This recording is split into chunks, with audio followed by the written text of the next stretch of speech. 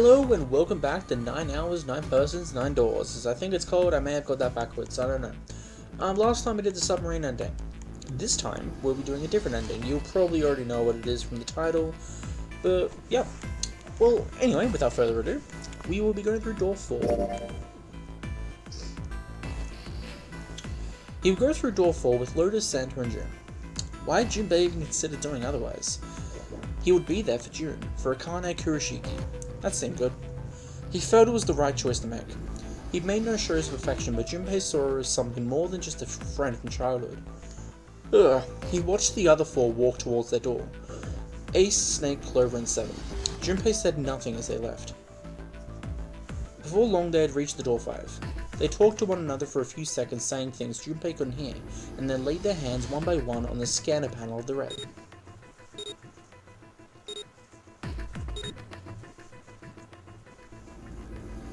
Ace grabbed the lever. His face tight with determination, he turned over his shoulder to look at Junpei and his companions. Goodbye. Be careful.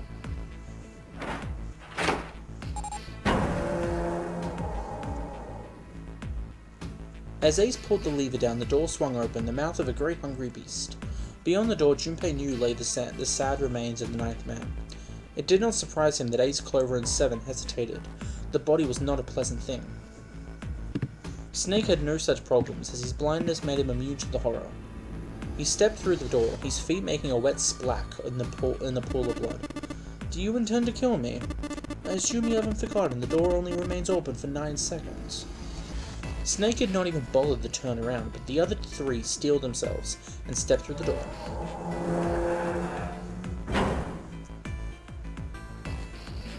Door 5 swung shut, closing with the heavy finality of metal upon metal. Junpei and his companions scrambled to the door. They had pressed their ears to it in an attempt to hear what might be taking place on the other side. It's beeping. It's just like before. Probably the sound of the detonator on the bracelet. Do you think they're okay? June's face showed a concern more plainly than her words ever could. Almost as though in response to a question, a voice rang out from the other side of the door. It was Seven. Hey, there it is! There's gotta be the dead thing! Come on, get over here! We gotta authenticate!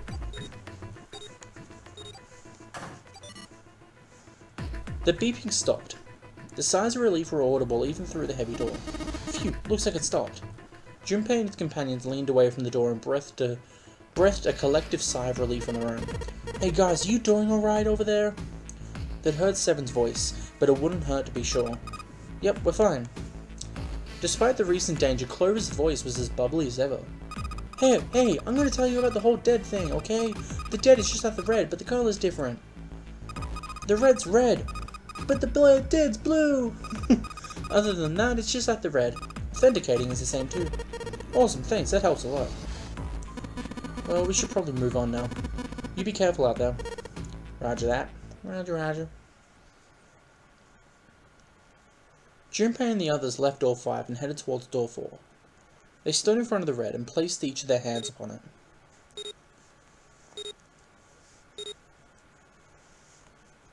Four asterisks appeared on the screen. Junpei grabbed the lever and turned around. You guys ready? Yeah. Sure. Let's go. None of them looked particularly optimistic, but their faces were set. Junpei nodded to them and turned back towards the red. Alright, let's go. With strength and determination, he pulled the lever.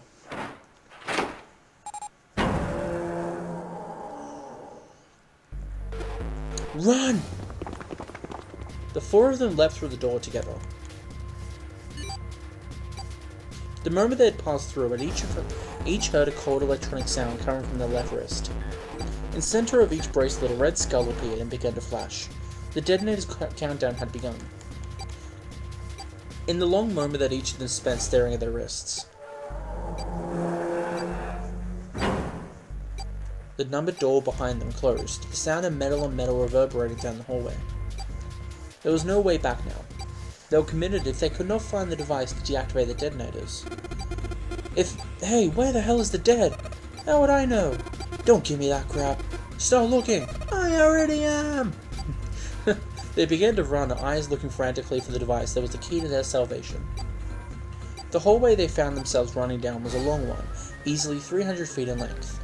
On the right side of it stood a series of wooden doors, all nearly identical. If they'd taken time to think, they would likely have discerned that doors led to cabins. Don't tell me the dead is in one of those rooms. Oh no, how many rooms do you think there are? Junpei was too frightened to count properly, but at his best guess there were 7 or 8 of them. Ah, fuck. There wasn't time to count them, to be sure. Junpei ran to the nearest door. He grabbed the knob and shook it hard. It wouldn't open. It didn't feel locked, more like someone had hammered an iron plate over the other side of the door. Junpei turned around to find another door and saw that his companions had already run to the doors of their own. They did not seem to be having any more success than he had. Their own words confirmed his fears. Shit, this one's no good. Same here. It's not moving. Jun was the last to speak up. As Junpei looked in her direction, his eye caught something. A small red light. It flashed at him dimly from the end of the hallway. That's it! Over there! Even as he yelled, he ran.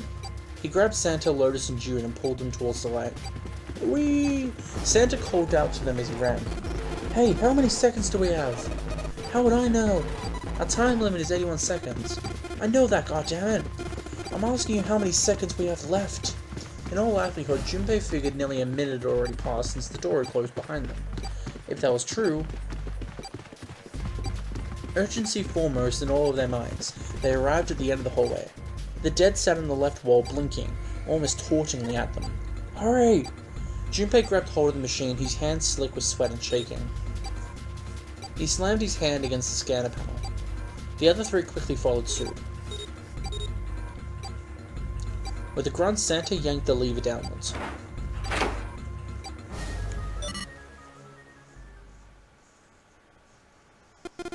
Pant, pant, pant. Phew, looks like it stopped. His hands began to steady. Junpei wiped away some of his sweat that had bedded on his forehead. As they caught their breath, the 4 companions began to look around. At the end of the hallway lay a heavy-looking set of double doors. Set into the walls of the hallway on either side of the larger doors were 2 smaller ones. They all needed inspecting, but Junpei began with the largest one of the 3. How many times had he come across similar doors with similar results, he wondered. Or perhaps he corrected himself, more a lack of results. Whatever the reason, the door remained firm and unyielding, and refused to allow Junpei or anyone else passage. Near the handle was a small keyhole. Above the keyhole was a small symbol, engraved in the brass. Mail? He wasn't quite sure what to make of it, and stared at it for a moment.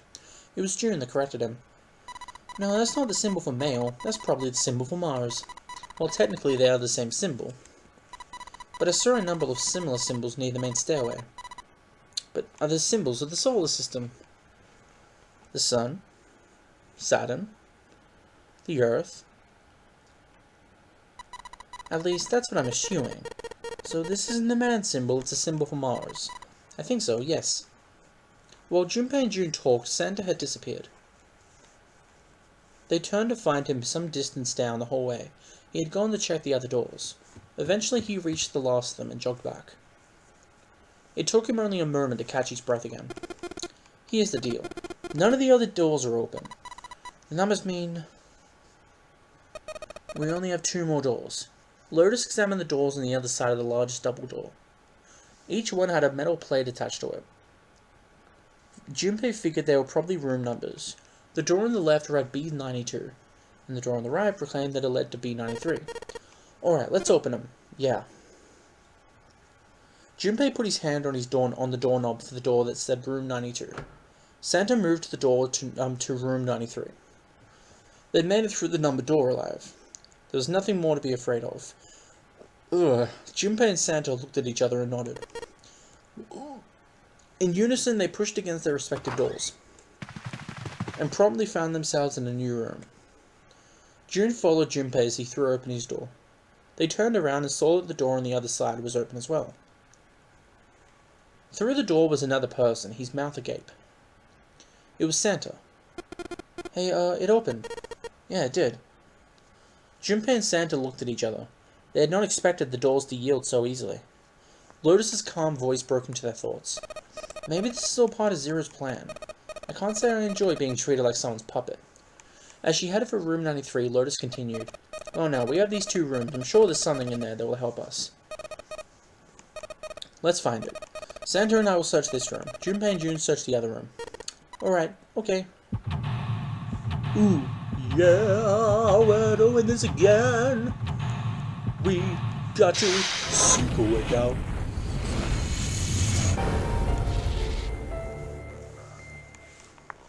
Well, not really again. Oh yeah, the tutorial. Sorry. Yeah, again. Anyway. The vase looks expensive. I wonder how much we could get it for. You gonna steal it? Well then, June, you thief. This is a kind of weird looking picture. You think it's an abstract painting or something? It looks kind of like a demon with an elephant-like nose, sucking on a human being's brain. Where the hell did that come from? What's her brain made of? Can't say I mind figuring out. I'm finding out a little more about what goes on in there. Yeah! Like, what the fuck? Eating a brain. That's the bathroom wall. There are square tiles all over it. Shower curtains, huh? Let's try closing it. Now I can see the full expanse of the shower curtain and all its waterproof glory. There's nothing suspicious. It's just a normal old shower curtain. A narrow shower. And I'm standing in it with June. This is awkward. Time to open the curtain. Yeah, why don't we go back to the living room? Okay, let's go back. Ah, Jumpy, what are you doing? We don't have the time to be relaxing on a sofa. It's a display case, but there's nothing being displayed. How sad. Looks like the drawers are empty too. Pretty nice. And there were matches out there.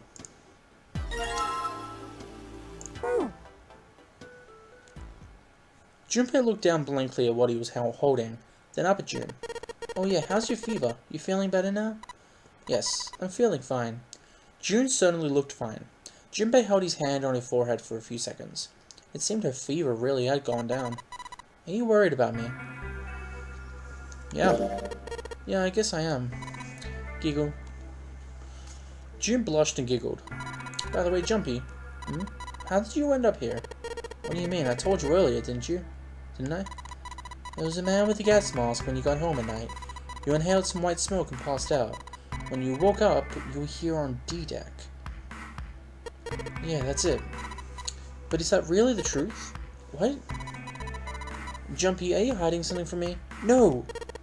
Why would I? Well, if you think about it, this is awfully suspicious. I mean, why would two childhood friends bump into each other at a place like this?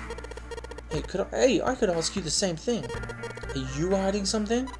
What would I hide? Well, I don't know, anything. I mean, you're hiding it, how would I know? You mean like the number of men I've dated? Junpei's heart stumbled over itself. Do you want to know? He had to admit he was a little curious. Don't worry. She smiled at him. Only 18. Times 0. Yeah, I guess I just haven't met Mr. Right yet. June looked a little embarrassed and scratched the back of her head in a desperate attempt to seem nonchalant.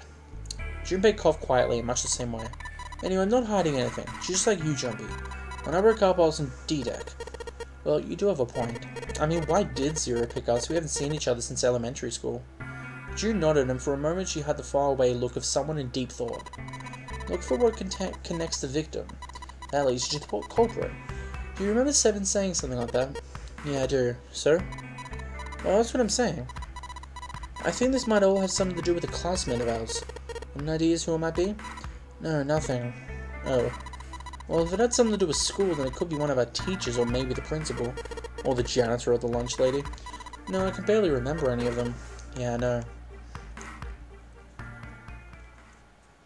Junpei went back to searching, feeling unpleasant and confused. Elementary school. Was there anything strange that had happened in elementary school? As he searched the room, he continued to rack his brain. It's a bottle with water in it. This is a bedroom. They probably have it here because your throat always feels dry when you wake up.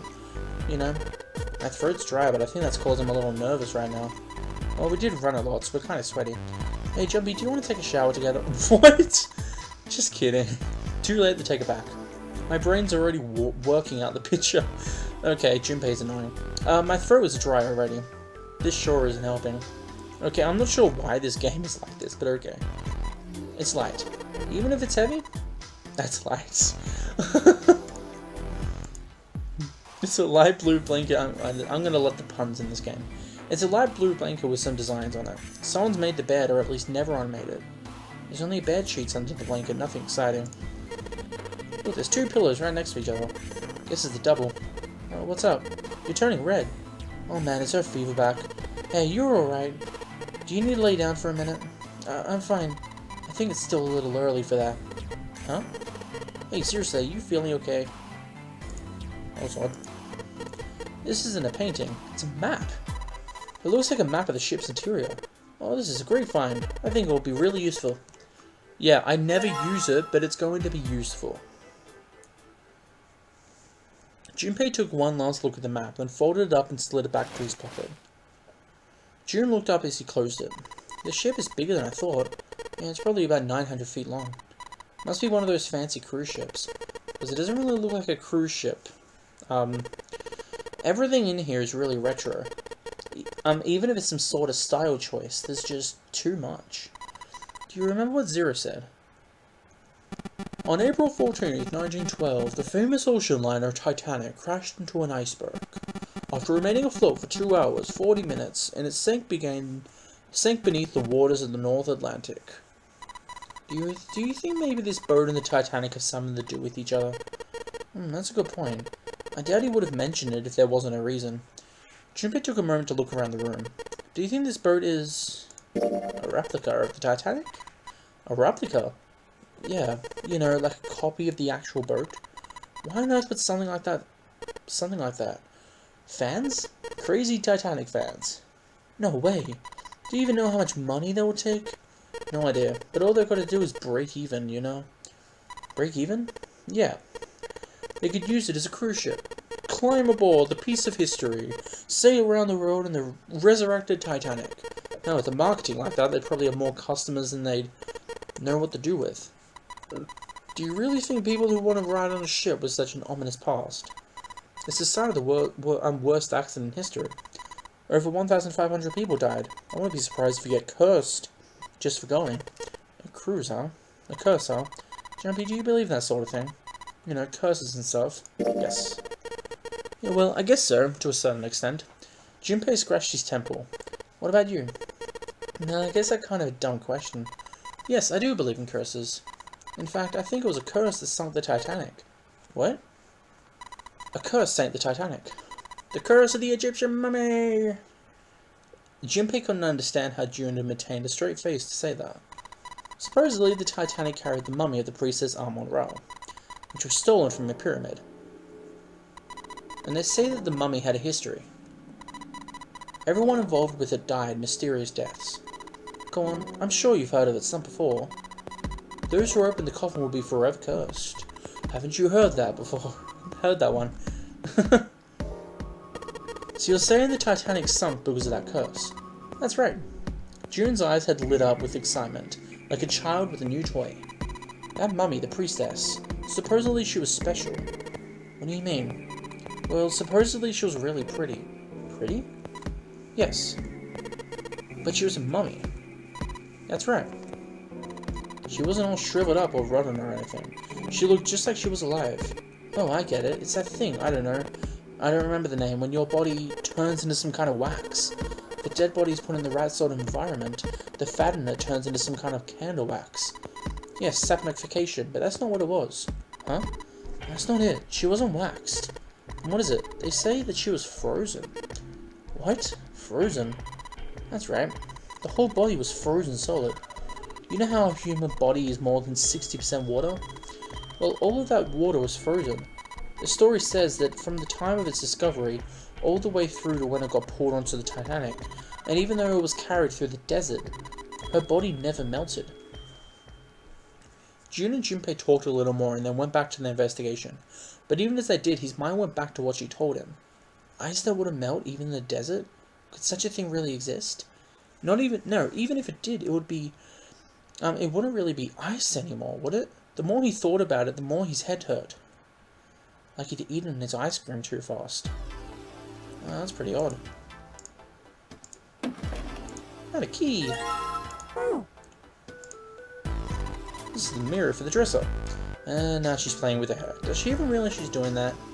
Hey, we don't have time for that. Come on, it's not like there's anyone here you need to impress. Yes, there is. Who? What? Why are you so quiet all of a sudden? Ah, forget it, Jumpy.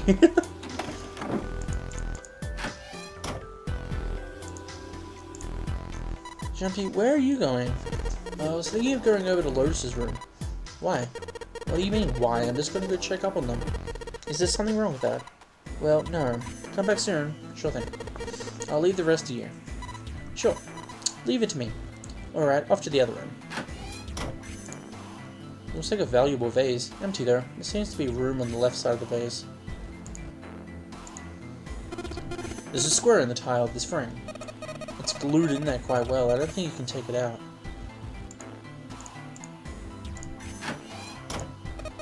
This is the bathroom wall. The whole room is, and the whole wall is covered in these square tiles. There's no thing. Okay.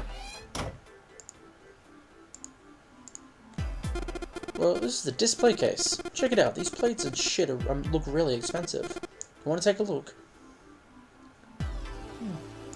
Oh, look. This tile. I think I've seen it somewhere. Yeah, I know. Kind of looks like the one we saw in the other room. Damn, guess this is the wrong key. Well, that means there's got to be another one somewhere around here. Otherwise, we aren't going to be able to open this thing. A candle with a candlestick. This might come in handy. Hey, Junpei, that room's pretty dark. Don't you have something that'll give us some light? Something that'll give us some light. I know, if I use these matches to light the candle... Awesome, with the light from the candle, maybe we can take a look around. It gets so hot when I hold it. I want to put it down. Well, why don't we put it on top of the dresser? It's flat there, at least it won't fall. Oh yeah, good idea. Awesome. Yeah, I got pretty bright. Now we can look around a little. The dresser drawer, it's locked. Well, why don't you use the key? Let's save this. Yes, it worked. Oh, hello there. A bottle full of water. I don't think we're going to need this for anything. Oh, there's the curtain. Hey, what the hell? It just got dark all of a sudden. Maybe the candle got blown out. We should go see.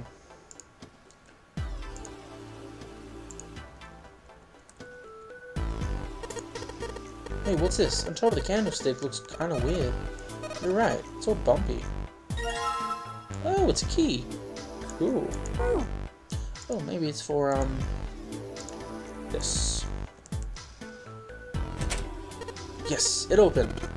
Alright, pull that shit open. Oh, there it is. Hey, don't you think the pattern in that tile looks like something? Yeah, I think I saw it somewhere. Oh. Hey, Junpei, you got a minute? Santa had shown up out of nowhere and gave Junpei no small star. Here, take this. Santa pulled something out of his pocket. It looked like a bookmark. It had a 4-leaf clover in it. What is this? I found it in between some of the cushions on the sofa. Pretty sure it ain't gonna be any help to us, but I figured might as well hold on to it anyway. Then why don't you hold on to it? Santa gave him a wry smile. You know what I hate most in the world? I got 4 things. Hope, faith, love, and luck. Hope, faith, love, and luck. Damn straight. And you hate these things. Yeah, you got a problem with that. Not really, but... Junpei tried to figure out how the best to phrase what he wanted to say. What does a bookmark have to do with any of that? Santa scratched the back of his ear and looked awkward. Well, see, each leaf of the 4-leaf clover has a meaning to it, and that meaning is pretty much all through it. There's 4 words. It's like a flower language. Well, I guess it's not a flower, is it? It's a leaf language, I guess. Yeah, you could call them leaf words. Leaf words. Hello, leaf word. Junpei looked at the bookmark. Hope, faith, love, and luck. So, yeah, I want you to take care of it, okay? Just touching it gives me the creeps. Take the damn thing, alright? Santa pretended to shiver with disgust and shoved the bookmark into Junpei's confused hands. Junpei... I'll take it. decided to take it. After all, why shouldn't he? Alright, sure, I'll take it. He shoved the thing into his pockets and gave Santa a last confused look. Phew, man, I feel a lot better now. That thing was a real pain. Do you really hate those 4 words that much? Yeah, well, they can all betray you, you know. Hope, faith, love, and even your destiny.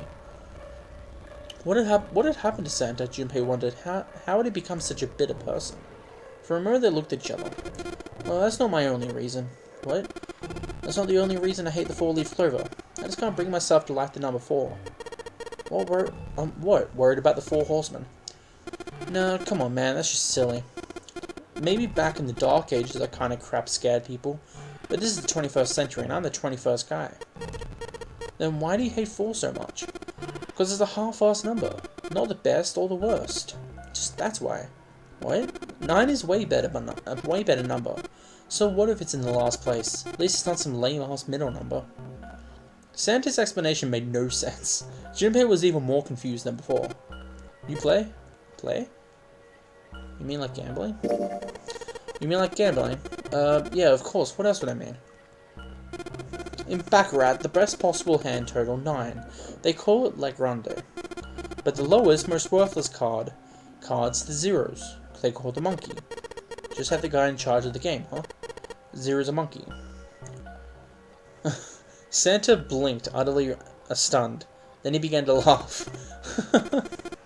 Oh man, you're totally right. The guy who trapped us in here is sure one hell of a monkey. That was when Lotus spoke up. You know, if you think about it, the nonary game is really a lot like Baccarat. Apparently she'd been listening. Of course, it doesn't use any of that stupid digital root junk. You just drop the tens digit and that's it. So it does have the same idea of your final number needing to be a single digit. Oh yeah, I guess you do have a point. And in both games, whoever has 9 wins. And the person who makes 9 wins. Did you forget already? Don't you remember what 0 said? The exit is hidden, but is there. Seek the exit. Seek a door that carries a 9. So if you want to get off this boat, you have to make a team whose numbers have the digital root of 9. And only the people only the people in that team are going to make it out alive. Of course. That's why it's called the nonary game. What? Huh? You don't know. Nonary means something derived from 9, or base 9. It's derived from the Latin prefix, nona, which means 9.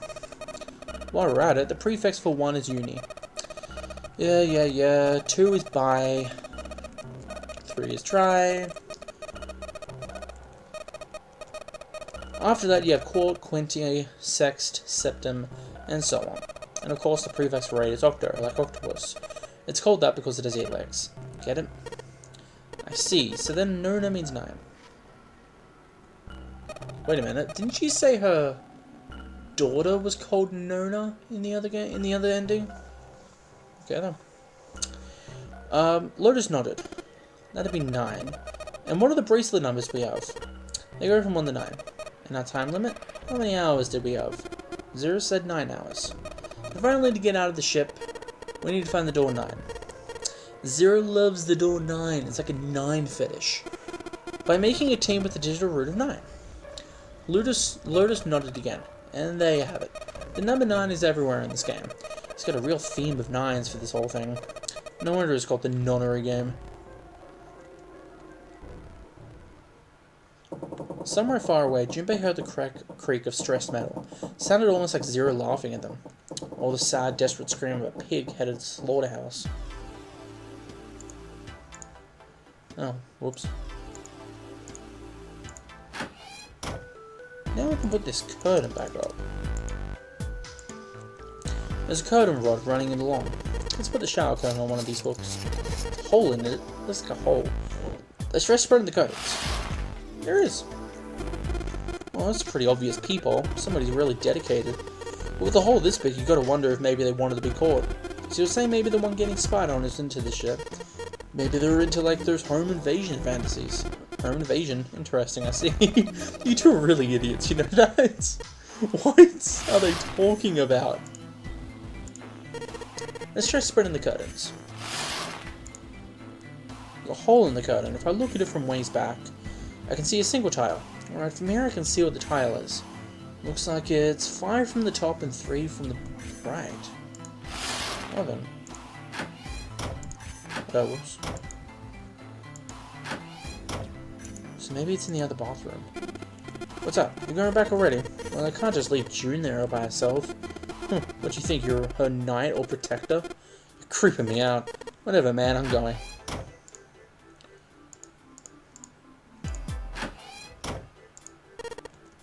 Oh, I clicked it accidentally. Yes, this one's loose. I think I can get under this with my nails. Woohoo!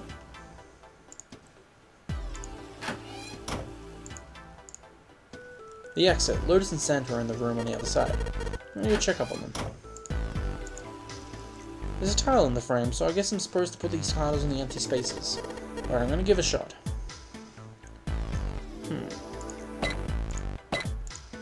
If it do anything.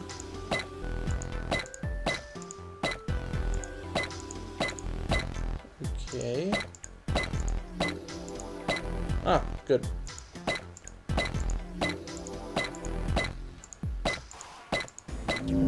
Ah, there it is. Yes, I did it! Yeah, picture complete. And there goes the frame. What's this? What do you mean, what's this? Pretty obvious, isn't it? It's a hole in the wall. Like a hidden safe or something, you know? Anyway, let's take a look. I think there's something inside. Yay! Junpei messed around a bit with the key he had and looked blankly at the picture that slid down. What's the deal with this picture anyway? Santa had only mumbled to himself, but it drew Lotus's attention. She looked at the picture and paused. I think I've seen this picture before. Where? In a book. There's a British biochemist called Sheldrake. He has a rather interesting theory. I saw this picture in his book. What's this interesting theory? Morphogenetic field, which relies on the theory of morphic resonance. Man, I can't deal with this. Just listening to you two talk about gives me a headache. Santa put his hands on his head as though he was in great pain. Lotus merely arching an eyebrow in his direction and continued. It's not a difficult concept to grasp. In essence, he states that the shapes of living organisms and their behavioral patterns are transmitted through a field not visible to the eye. What part of that isn't difficult to understand? Lotus did not look pleased. Alright, how about this? Theory of the telepathic mechanism. Telepathy? Yes, telepathy. Well, perhaps not exactly telepathy, but it is close enough for a simple approximation. Santa suddenly burst into laughter. You're serious? How telepathy? Who do you think we are, kids from the 70s? I can't believe someone would actually do serious research on something like that. Yes, I agree. Lotus's response was surprisingly curt. Junpei had expected at least some conflict. I read the book, but I can hardly say I understood it. I'm in no position to defend or condemn anything it said. It was probably just someone latching onto a statistical outlier from some study and turning it into a ridiculous theory. There's no scientific merit to any of it, I'm sure. But even so. Anyway, I saw a picture like that in one of its books. Lotus indicated the picture that it all been looking at. After a moment, she walked up to the strange picture, examined it, and then spoke. Hey, what do you think this picture looks like? Santa answered first. What do you mean? Isn't it just like an abstract or something? It's just black and white scribbles. There's no meaning there. That's it. What about you, Junpei? Does it look like anything to you? I guess it looks like a man's face, butterfly, a koi, a dog, a small boat floating in a lake, and Funyurimpa. A Funyurimpa! See? I mean, this totally looks like one here and here. Junpei indicated parts of the picture that looked exactly like the other parts. After 3 seconds of silence, Lotus looked at Junpei. What the hell is a Funyurimpa? What do you mean, what the hell is a Funyurimpa? You mean you don't know? How the hell would I know? How could you not know? That's practically blasphemous. Say you're sorry. Apologize to the Funyurimpa. Goodness, you were such a rude woman. Another 3 seconds of awkward silence went by. Lotus opened her mouth as she shook. Junpei, are you just screwing around? Forget it. I'm just gonna tell you. This is a dog. See, like this? Lotus pointed out parts of the picture and eventually a dog took shape in them. It looked as though she had a point.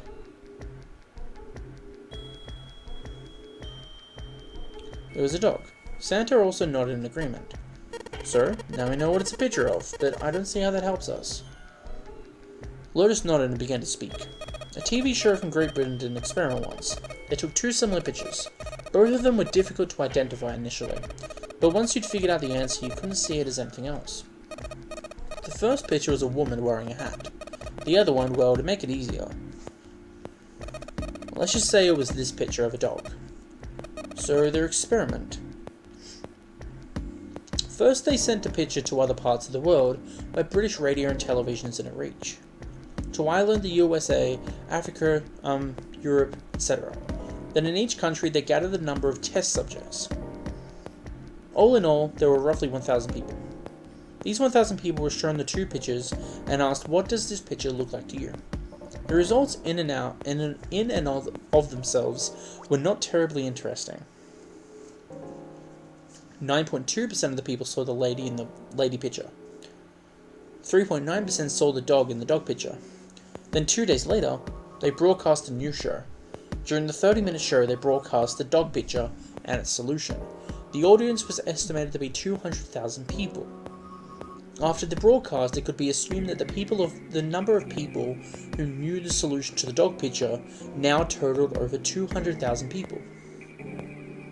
After another 2 days that passed, they gathered a number of research subjects from areas where the British TV and radio did not exist.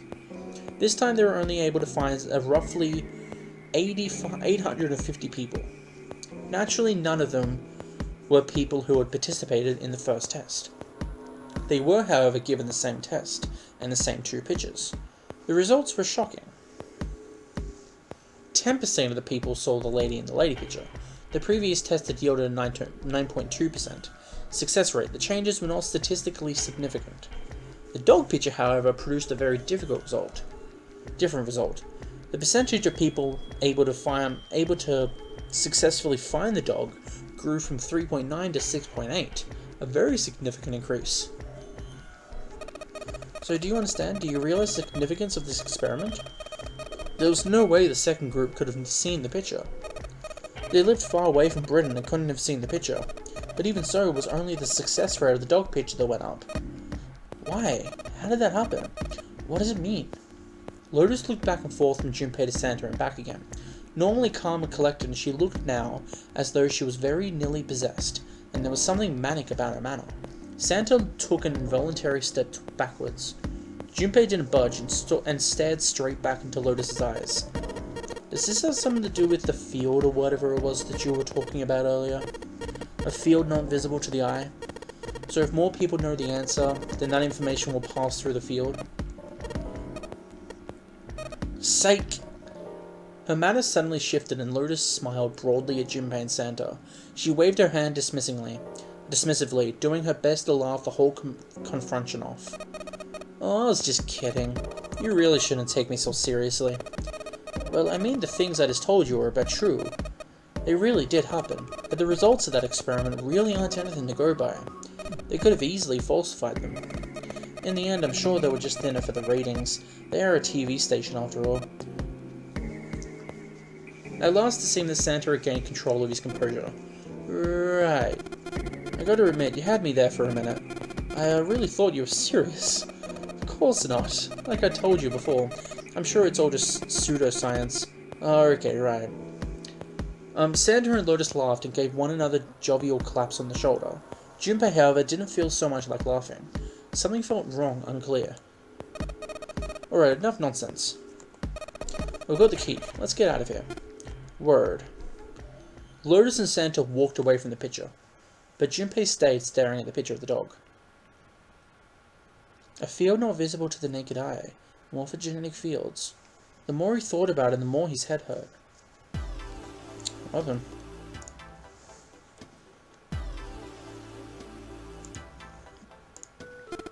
"Alright, let's go to the hallway. I'll go get June, you guys head to the door." "Okay, roger that." Yes, it unlocked. Good job, Junpei. Good, now we can get going. Come on, what are you guys standing around for? Let's get out of here. Can I go back into the rooms? Can I? We didn't have any reason to go back there, Junpei. Come on. No, I can't. Come on, Jumpy, let's go. Alright, let's go. We can see into the other room. You found it.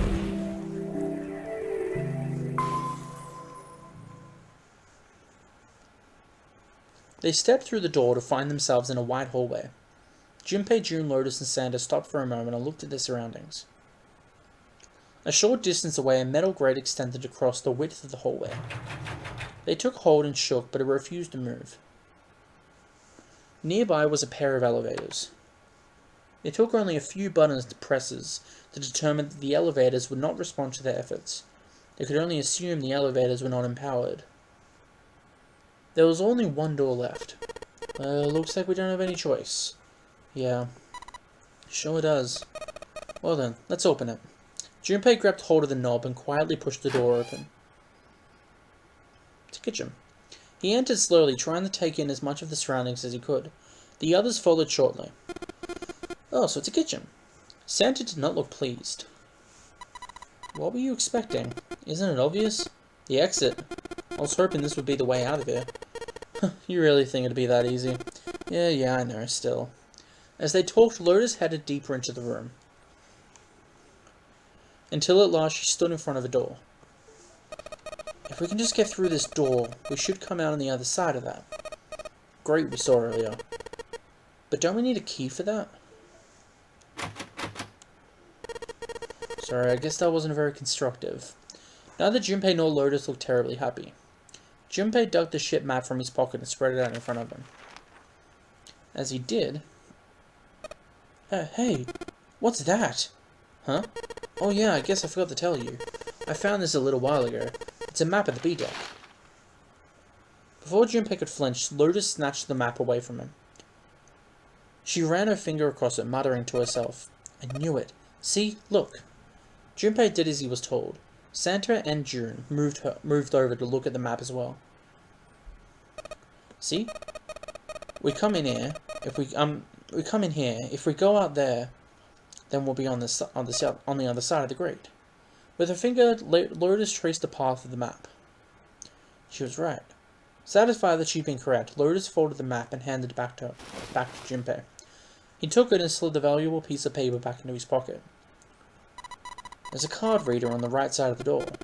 Then that means the key card is somewhere in here, right? That seems the most likely. Alright, we know what we need to do then. Let's get moving. First off, I say we split up and look for clues.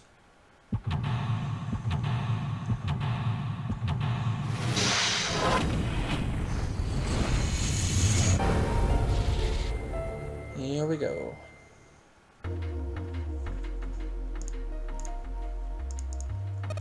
This looks like a serving table. I would imagine food is being put here if it's prepared so that the waiters and waitresses can take it out to the customers. But something doesn't seem right here. Why are there so many plates? I think there are 15 of these plates. I'm assuming they're for seafood. How the hell can you tell that? It looked just like any plate from the 99-cent store. If you ever take a lady out to dinner, you're going to embarrass yourself. I feel sorry for June. Whoa, why the hell are you bringing up June? The lady doth protest too much, methinks. You are not terribly subtle. 1, 2, 3, there's 10 of them. If you flip these over, they look like hats. The middle is super deep for a plate. They're soup plates. They're made that way so that the soup doesn't spill. If you ever get out of here, you should treat yourself to a nice dinner out. What makes you think a poor college student has the money to do something like that? There's 9 plates, look pretty expensive. They're plates for appetizers. Remember, appetizers usually come on square plates. Okay, well, excuse me, princess. Whoops. Addition, there's nothing special about it. There's a bunch of little wavy ridges on these plates. These plates are for serving meat. You really are ignorant, aren't you? Come on, it's not like I need to know this crap. Jeez. There's a voucher at the end of the counter. This voucher doesn't match the number of the plates on the table.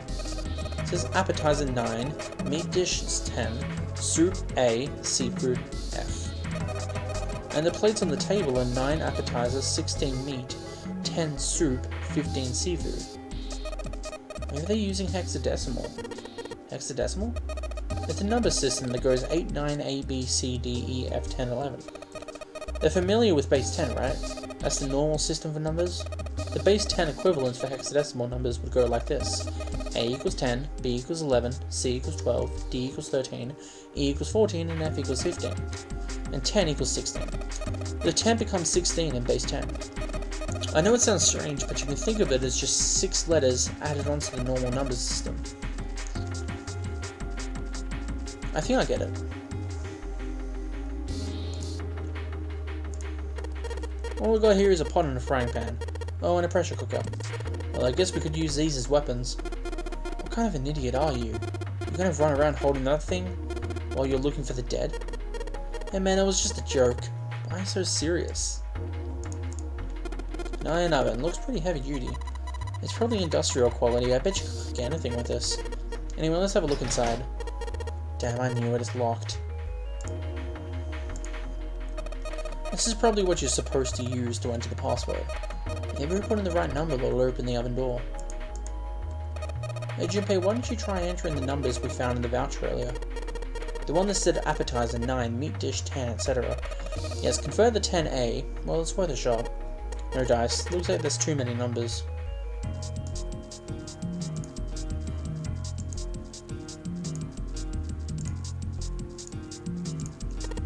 Alright, it's going. Do you think this was palm? Alright, it's going. Yeah, probably. Kinda hard to believe there's a chef on board somewhere. The sink. It's still got water in it. There's a couple of plates in there, but I don't think they're gonna help us much.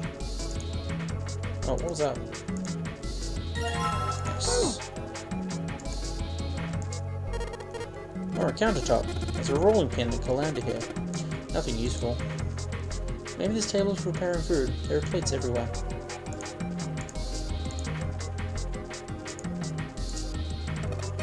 Hey Santa, could you open that door, please?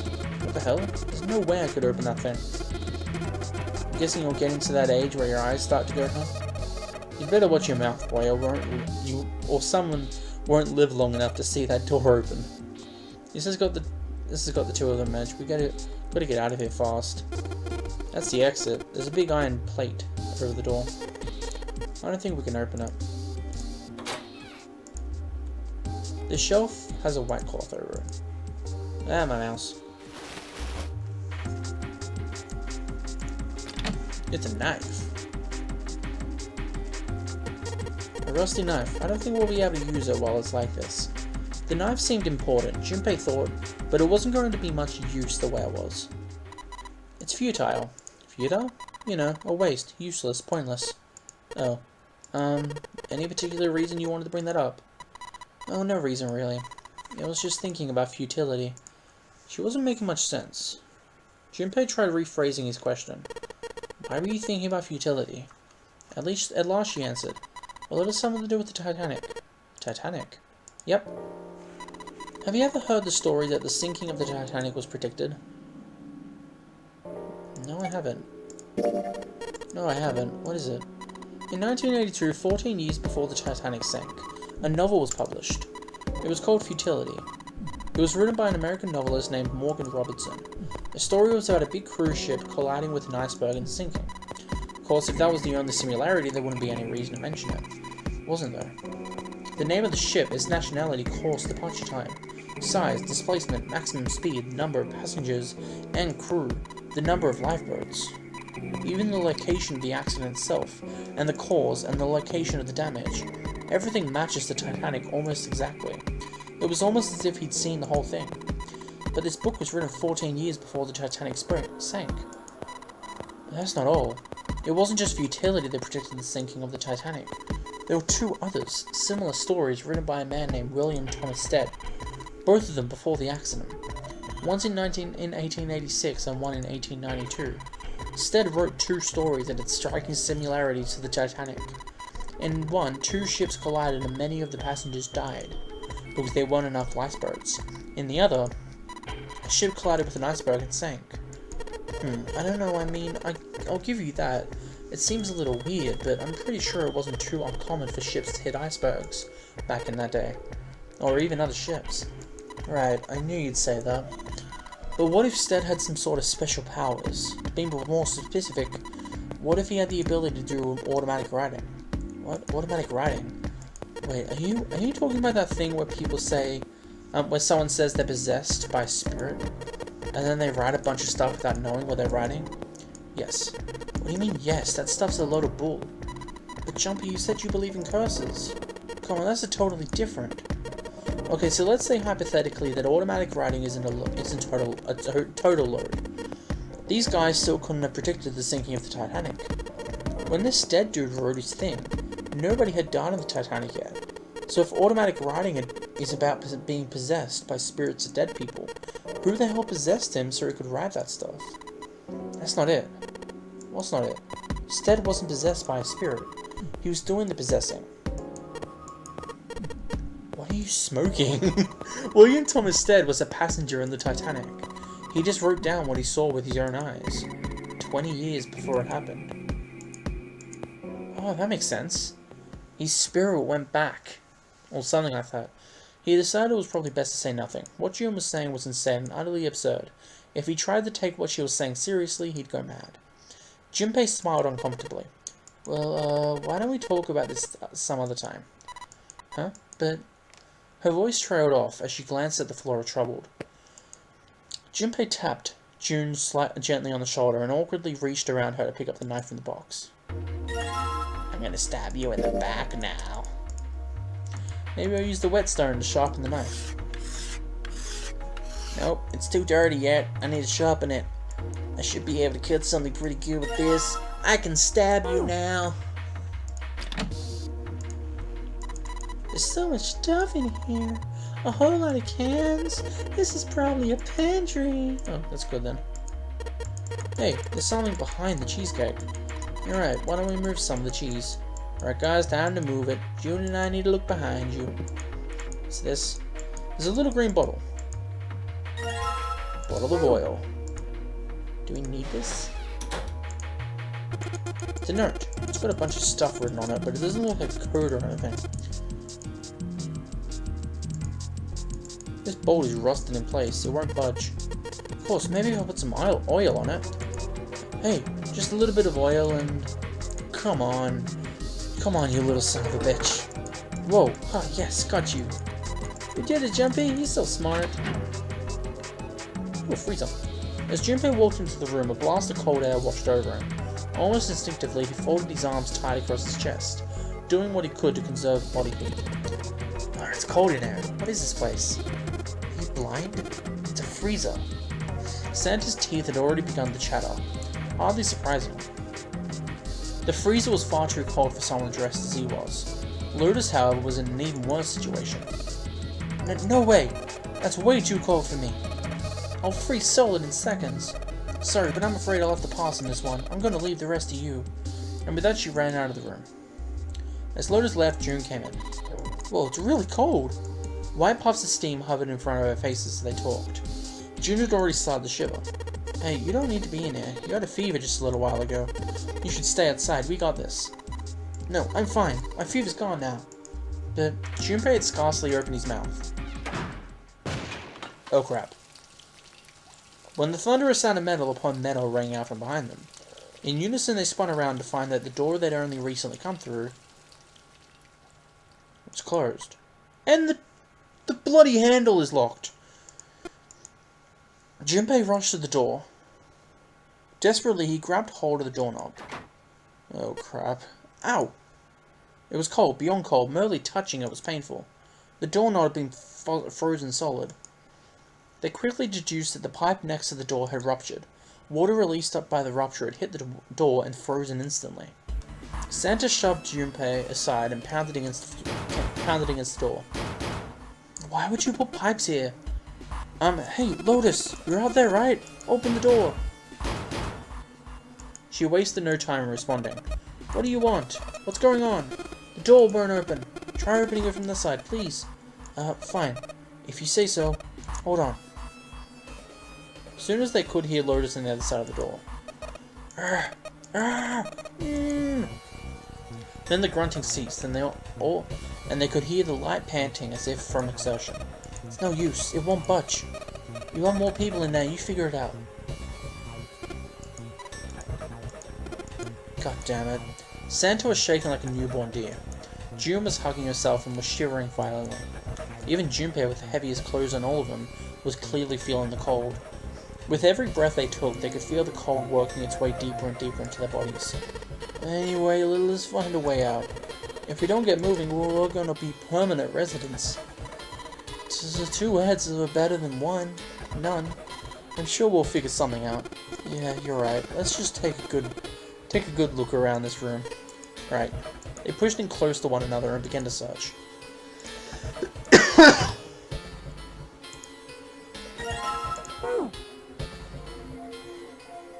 Junpei picked up the dry ice with his sleeves as to avoid burning himself.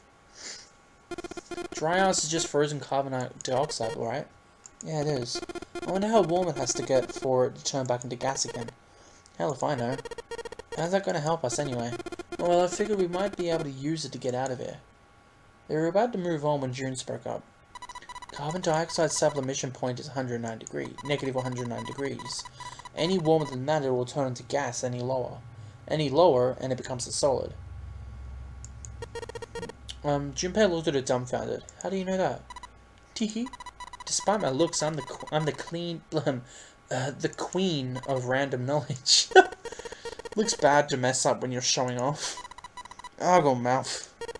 And you're so cold, your mouth's gone numb. Yuff. What's right? You're just doing that on purpose, aren't you? June giggled and did her best to hide her guilt. As at least she was still feeling good enough to joke around. Junpei told himself. Come on, guys, don't you think that's kind of weird? I wonder why it doesn't turn into a liquid first. Santa was now shivering at an astounding rate, but his curiosity seemed unaffected. Junpei, however, was not in the mood to discuss science. It did strike me as odd, though. It did seem rather odd to Junpei, and he couldn't help but think about it. June answered. But it can turn into a liquid. Carbon dioxide turns to a liquid if you put it under high enough pressure. But at 1 atmosphere normal air pressure, it won't turn into a liquid, right? That's right. Instead of melting, it'll do what is called sublimating, and change immediately from solid state to a gaseous. See, that is weird. Water's a liquid between 32 degrees and 212 degrees.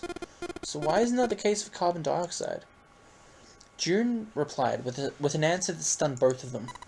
There's a kind of ice that doesn't turn into a liquid when it's above 32 degrees. I heard about it. Its melting point is 96 degrees. Ice with a melting point of 96 degrees? You mean there's a water that freezes at 96 degrees? Yeah. Well, you could also look at it as ice that won't melt until it's 96 degrees. Water that freezes at 96 degrees. Ice that won't melt until it's 96 degrees. Junpei was cold as hell, but this was too interesting to ignore. He did his best to warm up by rubbing his arms and stamping his feet, then put the question to June. So what's this ice with a melting point? I heard it's called Ice 9. Ice 9? Originally, Ice 9 was made up substance invented by a science fiction author. But recently, scientists have discovered that such a substance actually exists. Wait, hold up. So this is the thing called Ice 9, or is it water? Like I said, if the ice is above 96 degrees, it will be a liquid. If it's under that, it will solidify. So you could think of it as a polymorph of H2O. Here, think of it like diamonds and graphite. They're both made of carbon, right? But depending on the structure of the crystallization, the hardness and structure are completely different. So you're saying normal water in this Ice 9 are like that? Yes. She wasn't finished. Have you heard the story about the crystallization of glycerine? For 150 years after the discovery of glycerine, people cooled it, warmed it, and did all sorts of things to it. But whatever they did never crystallized. However, one day in 1920, some glycerine that was an en route to England by ship was discovered to have crystallized during the trip. Naturally, scientists worldwide wanted to research this new crystallized form of glycerine and began asking for examples of the seed. A seed is, of course, a sample of the original crystallized substance. With a seed crystal, further crystallization of glycerine would be a simple matter. However, something very strange happened. Not only did the glycerine encouraged by seed crystals begin to crystallize, nearby samples did as well. It didn't end there. After that day, all glycerine in the world began to crystallize, naturally when cooled to less than 64 degrees. Before that day, no matter how glycerine was cooled, it refused to crystallize. But once the crystallization had begun, it was almost like, how do I put it? It was almost like all the glycerine in the world was communicating in some way that we couldn't make sense. Junpei was honestly impressed. It was in fact a pretty interesting story. Wow, that's pretty interesting, but what does that have to do with Ice 9? To his surprise, it was Santa and not June who answered. What she's saying is that it's a lot like Ice 9, what happened at me. A lot like, that would be bad. If water everywhere started freezing at 96 degrees, man, it'd be the end of the world. Junpei felt that Santa might not be treating the idea of the end of the world with proper concern. At any rate, we're not going to have to worry about the end of the world, unless we can get out of here pretty damn quick. He was right. Junpei shivered. Alright guys, I think that's enough of that. I didn't think we'd get quite this far. Off topic.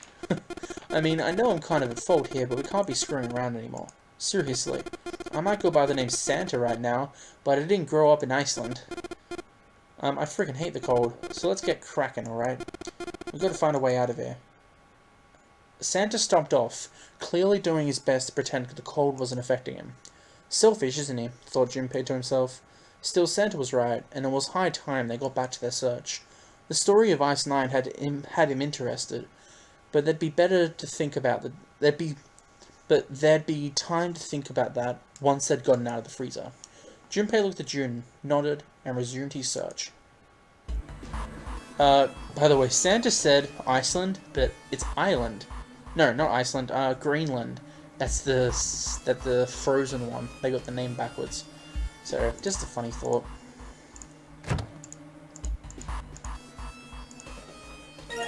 Frozen chicken.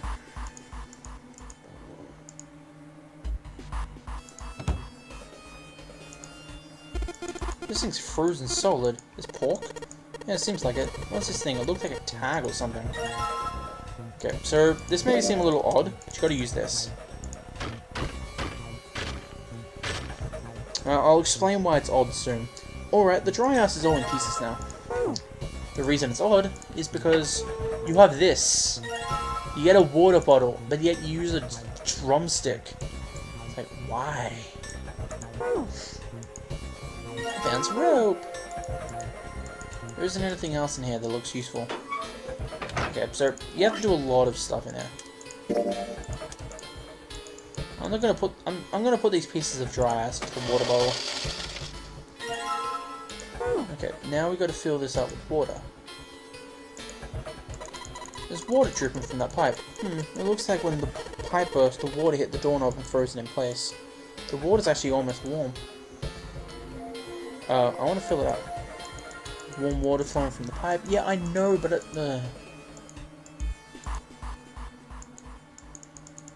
Can't I just fill it up? Please? Okay, fine. And let's just tie a rope on it. Warm water drip from the ruptured pipe. Junpei pulled out the water bottle filled with dry ice, let a good amount of water fall in, and then quickly sealed it up tight. The makeshift bomb complete, he tied up to the doorknob as quickly as he could. The reason they're calling it a makeshift bomb is, I forgot to actually do the search thing where I explain this. Basically, there's dry ice inside the water, and if you throw it hard enough, the dry ice will explode, because it's that cold and that kind of ice, etc. So they're going to try to explode it and burst the ice on the door. The fact is, let's just say tiny pieces of ice are sharp, and if they go fast enough and at a high velocity, they're going to stab you. That's why there's also the hole in the ground. The makeshift bomb complete, he tied it to the doorknob as quickly as he could. Alright, that's it. So, what do we do now? We just need to give it a little tap. The bottle's already about to pop. So if we sort of rocket it or something, it'll go off on its own. Small rock, small rock. Junpei looked down at the floor. Scattered across it were pieces of dry ice left over from the larger chunk he'd crushed earlier. Alright, this ought to do the trick. He pulled his sleeve down over his hand to keep it from getting burnt, and grabbed the chunk of dry ice. It was a pretty good size, almost as big as a pool ball. He figured it would be just about the right size. Alright guys, stand back. Well, actually, we should probably hide somewhere. Both Santa and June looked at him with new concern. Where exactly do you expect us to hide, Genius? There isn't really anywhere big enough. Yeah, there is. Look, right here. We can hide in there. We just got the bottle from in there, sir. Junpei pulled open the door to the small cellar. Come on, get inside, quick. Santa and June nodded and jumped down into the hole. Junpei quickly followed. In his hand, he could feel the chill of the frozen carbon dioxide, even through his sleeve. He tightened his grip, took aim, and prepared to throw. Alright, here goes. 3, 4, 5... You're counting the wrong way! Oops. That is really a sad excuse for a joke, man. Sorry, dude. I'm gonna explain this as fast as I can. The reason that was a joke was 2 things I actually found out. 1 is counting the wrong way, obviously, but also 2, 3, 4, 5 people are the only amount of people allowed to go into a door. So, yeah. Alright, for the real time. You guys ready? Yes. Whenever you're ready.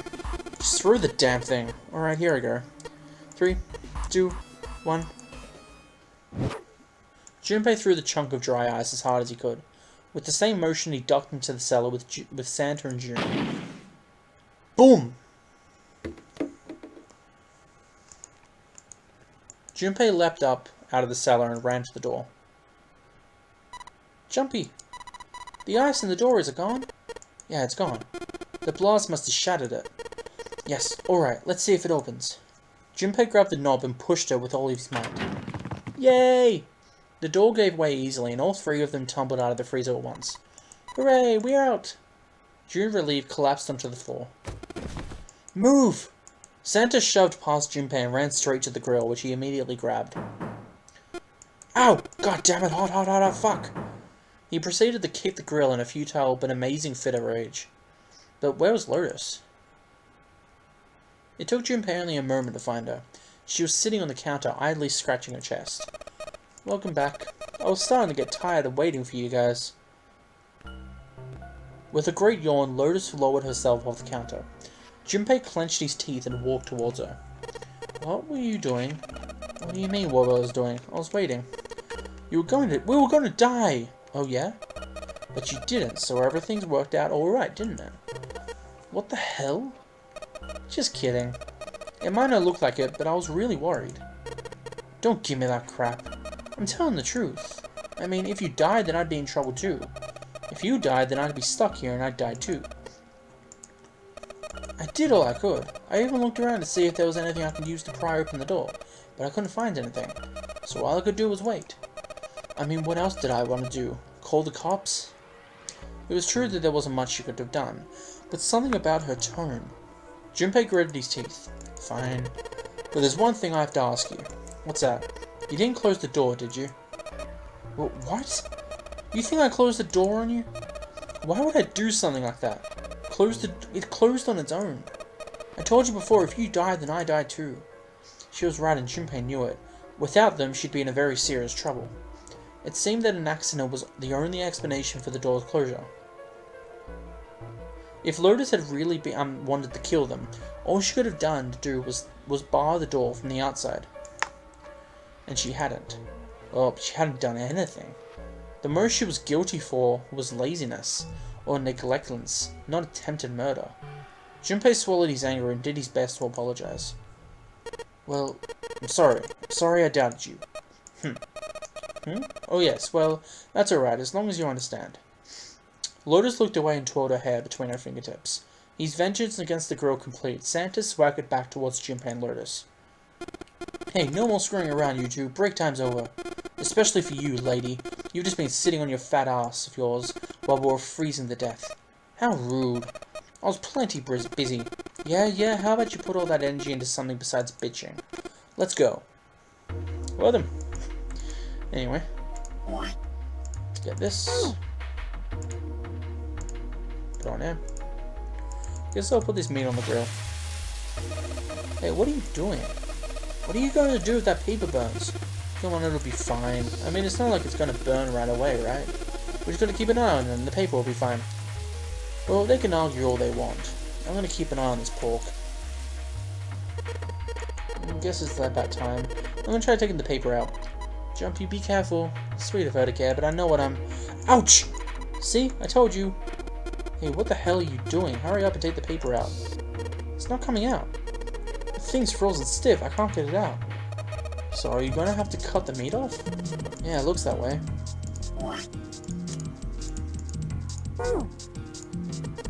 Alright, now that I've sharpened the knife. Yes, I cut the pork. Awesome, Junpei. Now we can count out the paper. C plus 10 plus F. That's hexadecimal. So this would be 9 A, B, C. So that would be 10, 11, 12. F would be 15. So that would be 22. That would be 37.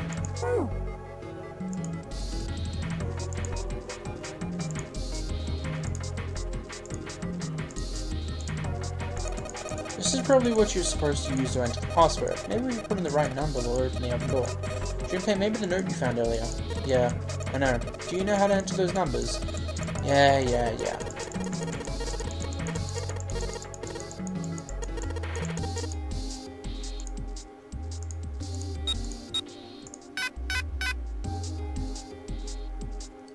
Isn't that right? What is it then?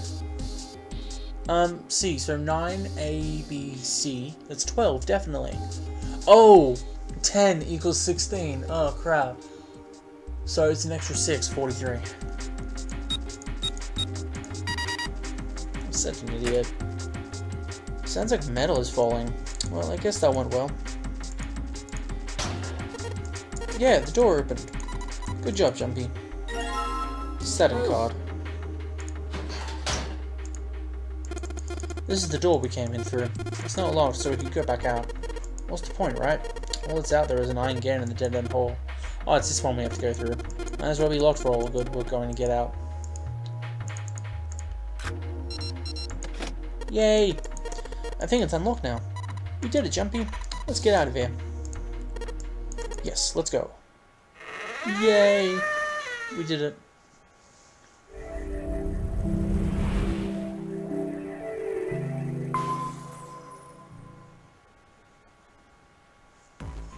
They stepped out of the kitchen into a hallway that looked rather familiar.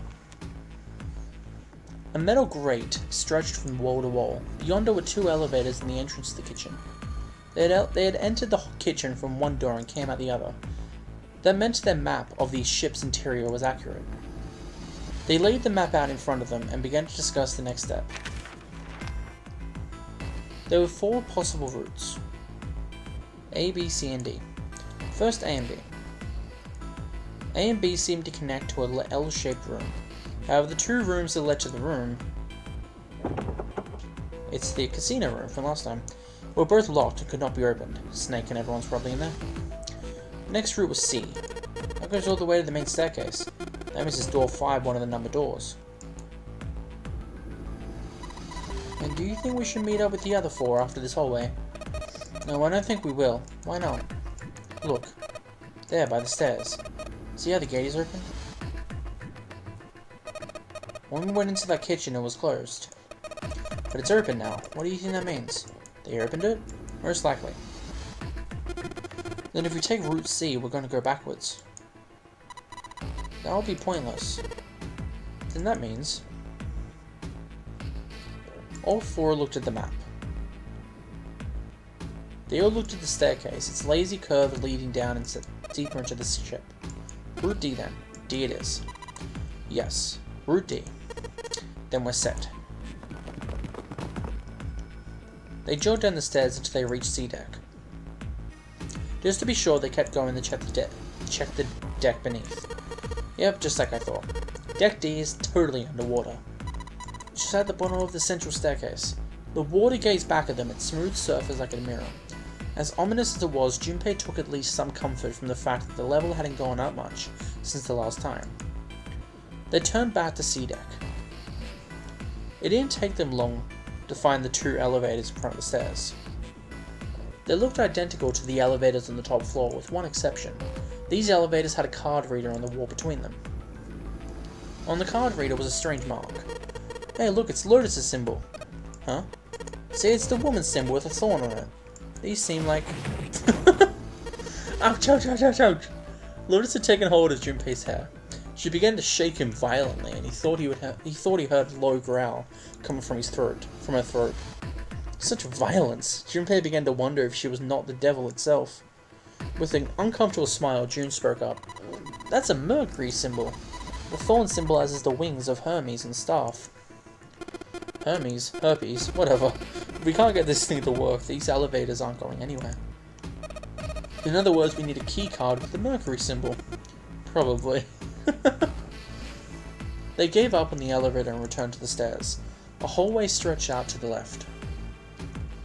A great many doors lined both sides of the hallway. They weren't sure how many, but certainly enough to be discouraging. Damn it, if we try and search all these, the sun's gonna go down before we're done. Half of them. I think the sun already set. I have a feeling the ship is the only thing that's going to be going down anytime soon. That's even worse. Well, we can come back to this hallway later. Let's check the hallway on the other side. Frustration and fear building, they walked back to the stairs. To their right was a small hallway. Quickly they headed into it. It was approximately the same size as the alcove in front of the stairs. The hallway led towards the stern, and at its end was a set of double doors. Let's open it. Junpei nodded and grabbed the one closest to him. He gave it a small tug and felt it move. It was unlocked. Thrilled to have found an unlocked door, he threw it open.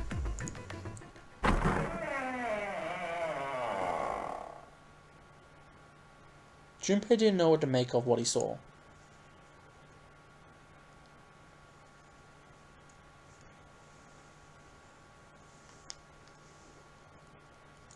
He simply stood unable to speak. The others simply stared open-mouthed. After a few long moments, Santa managed to speak. Well, what the hell is this? Guys, I think this is actually the same as the last one, just different characters. So, I'm gonna skip this bit, but since we've technically already seen it, just by different characters, and go to the door choosing. So, I'll see you guys soon. And we're back. So, basically, there were a few things that were different, but it was just like different types of dialogue. It was still the same thing, just explained differently. So, last time we went through door number 3. This time, we will be going through... Whoops. Door number 8. I think I'm going to go through door 8. Okay, 8 it is. Yeah, alright then. That means June's going to go through door 7. What? Why? What? Santa's grimaced and muttered angrily to himself, but finally began to explain. If the 6 of us are going to keep going without anyone leaving anyone behind, there are only 3 ways we can do it. Plan A. Yeah, we already know these.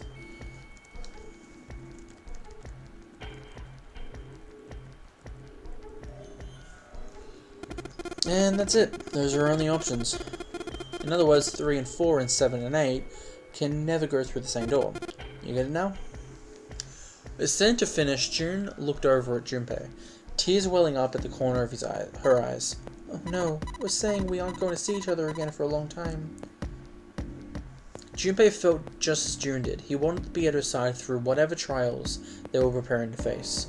But he knew if they were to survive, he had to swallow his feelings. In order for the 6 of them to move forward, he and June had to be separated.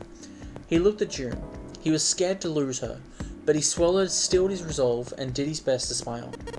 Hey, come on, you're making it sound like we're never going to see each other again. We gotta split up, but only for a while. This is just like when we went into the 4 and 5 doors. We got split up then too, but we all met up again. I'll bet 7 and 8 are just like that. You mean they're connected somehow? Yeah, probably. Probably? She didn't sound very hopeful. It was Seven that interjected. I'm sure they're going to connect somehow. Why? What makes you think so? If they don't connect, neither team can get through the door 9. In other words, the game would end right there. Zero's been on top of his shit so far. I don't think he'd blow it up now. I'm damn sure that son of a bitch wants to have his fun as long as possible. He's not going to end this game until we get through the 9 door. June said nothing. The tears were gone, but her eyes were still sad as they looked at Junpei. He met them, and with what reassurance he could manage, laid his hand gently on her shoulder. Everything's gonna be fine. We're gonna see each other again. I promise. June bit her lip and gave him an almost imperceptible nod. Yes, promise? Her voice was barely above a whisper. Santa's voice shattered the moment. Yawn, you guys are done, alright? He stretched and continued. Anyway, that's pretty much of it. Clover and I will go into separate groups. I figure I'll take 7 and Clover can take 8. Any problems with that, Clover? Clover looked away and was silent for a moment. Whatever. It was more of a dismissal than an agreement, but Santa didn't seem to care. Alright, we're ready to go then. Let's move. At Santa's command, the group split and headed for their respective doors. Santa, 7, and June walked towards door 7, while Clover, Lotus, and Junpei headed for door 8. For a long moment, they stood in front of the door. Then Lotus laid her hand against the chest and turned to Junpei and Clover. Are you ready? Yeah. Yes. Then shall we go?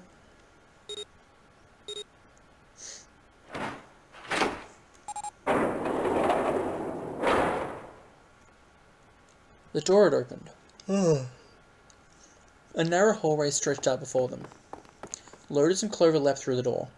The moment they did, their bracelets beeped. The detonators in the bracelets had been activated. Junpei stepped forward to follow them. But as he was about to step over the threshold, he stopped. He looked to his left, towards door 7. June stood there, a mirror image of Junpei. She turned and looked towards him. Their eyes met. They nodded. Their farewell took almost 1.5 seconds. Then someone took hold of Junpei's arms and hauled him bodily through the door.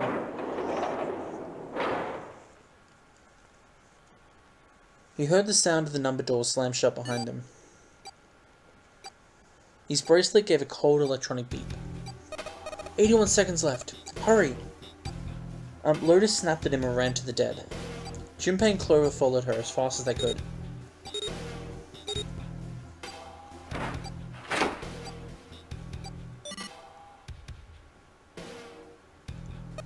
Phew, it stopped. With a shaking hand, she wiped a few beads of sweat from her forehead. Clover, however, was calm, aloof perhaps.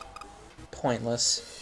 She muttered to herself without emotion and began to walk down the hallway, leaving behind a confused Junpei and Lotus. Lotus watched the girls receding back, with a mix of frustration and curiosity. What an unpleasant girl. I bet she's not very popular with the boys. Her sarcasm seemed a little more biting than was perhaps necessary, but she sighed and started after the younger girl. After taking a moment to catch his breath, Junpei followed.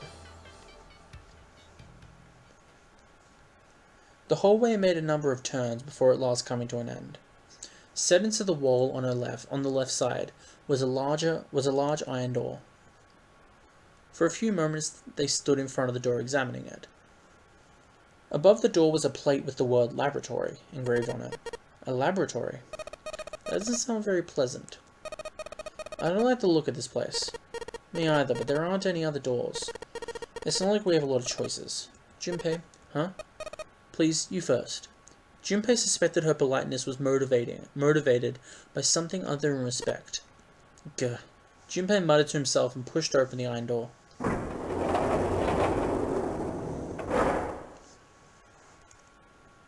His first steps inside were tentative and careful, but as he examined the room, it became clear there was no imminent danger.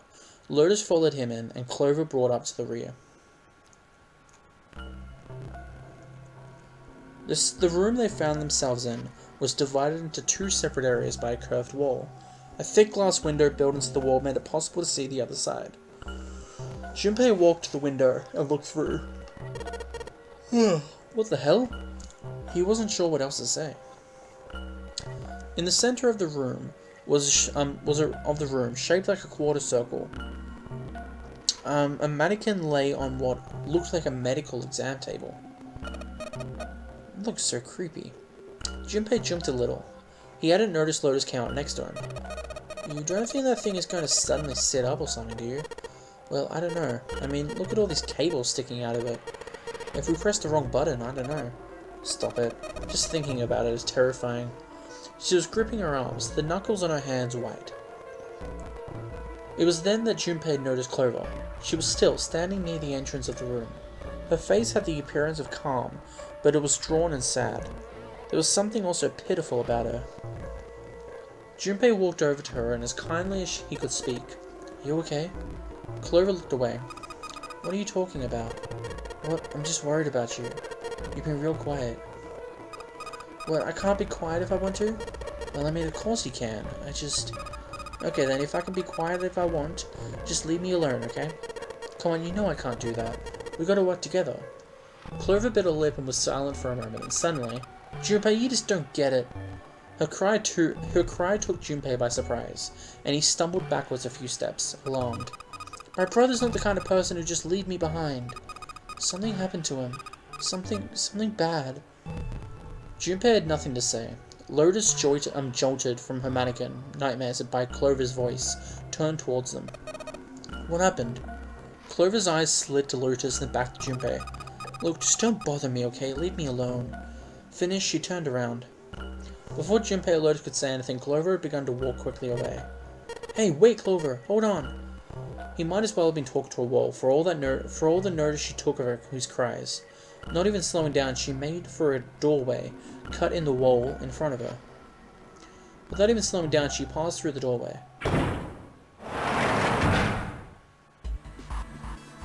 And without warning, an iron gate fell from the ceiling like a portcullis, sealing Clover in. Well, what the heck? What's going on here? Clover grabbed hold of the iron bars and shook them as hard as she could. Hang on, I'll get it open. Junpei grabbed the bars and pulled. In a moment, Lotus joined them. The three of them pulled as hard as they could, but... Damn it, it's not moving. Well, wait, are you just gonna give up just like that? No, I'm not giving up. There's gotta be another of Zero's puzzles. If it is, then there's gotta be a way to open it. Junpei nodded. Just what I was thinking. Now all we gotta do is find it. Lotus and I can look around here. Clover, you're gonna have to see if you can find anything in there. Oh yes, I'm on it. Here we go, we have got to seek a way out of the puzzle now. Zero is screwed, cause we are Junpei dudes. Okay, let's go.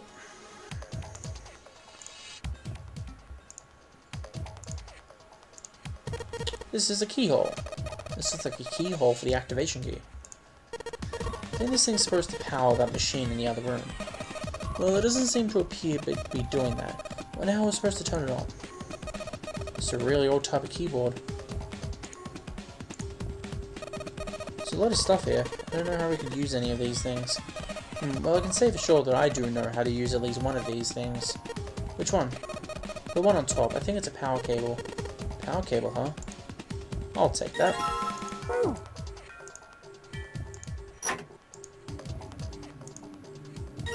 Ethanol. I wonder if this is for antipesis. Oh, it says a hydrous ethanol. Hydrous? Is that different from the regular ethanol? Come on, that's common knowledge. A hydrous ethanol is a powerful cleaner. It can even erase marks left by a permanent marker. Oh, will that be needed? So this is definitely a power cable. Do you remember if we ran into anything that didn't have power? Well, yeah, but these lockers are a little larger than the ones on top. Let's see if there's anything useful in there. No, nothing. This is the computer. The power isn't on.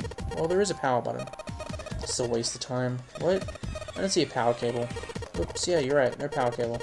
This thing isn't even connected to a main computer, though. It's got a monitor, keyboard, mouse, but that's it. Just sticking the power cable in isn't going to do anything. I don't know about that. Junpei, can we get back to what we were talking about, please? This computer doesn't have a power cable. No, it sure doesn't. And? Don't say and, it's rude. Have you already forgotten what you just picked up? What I just picked up?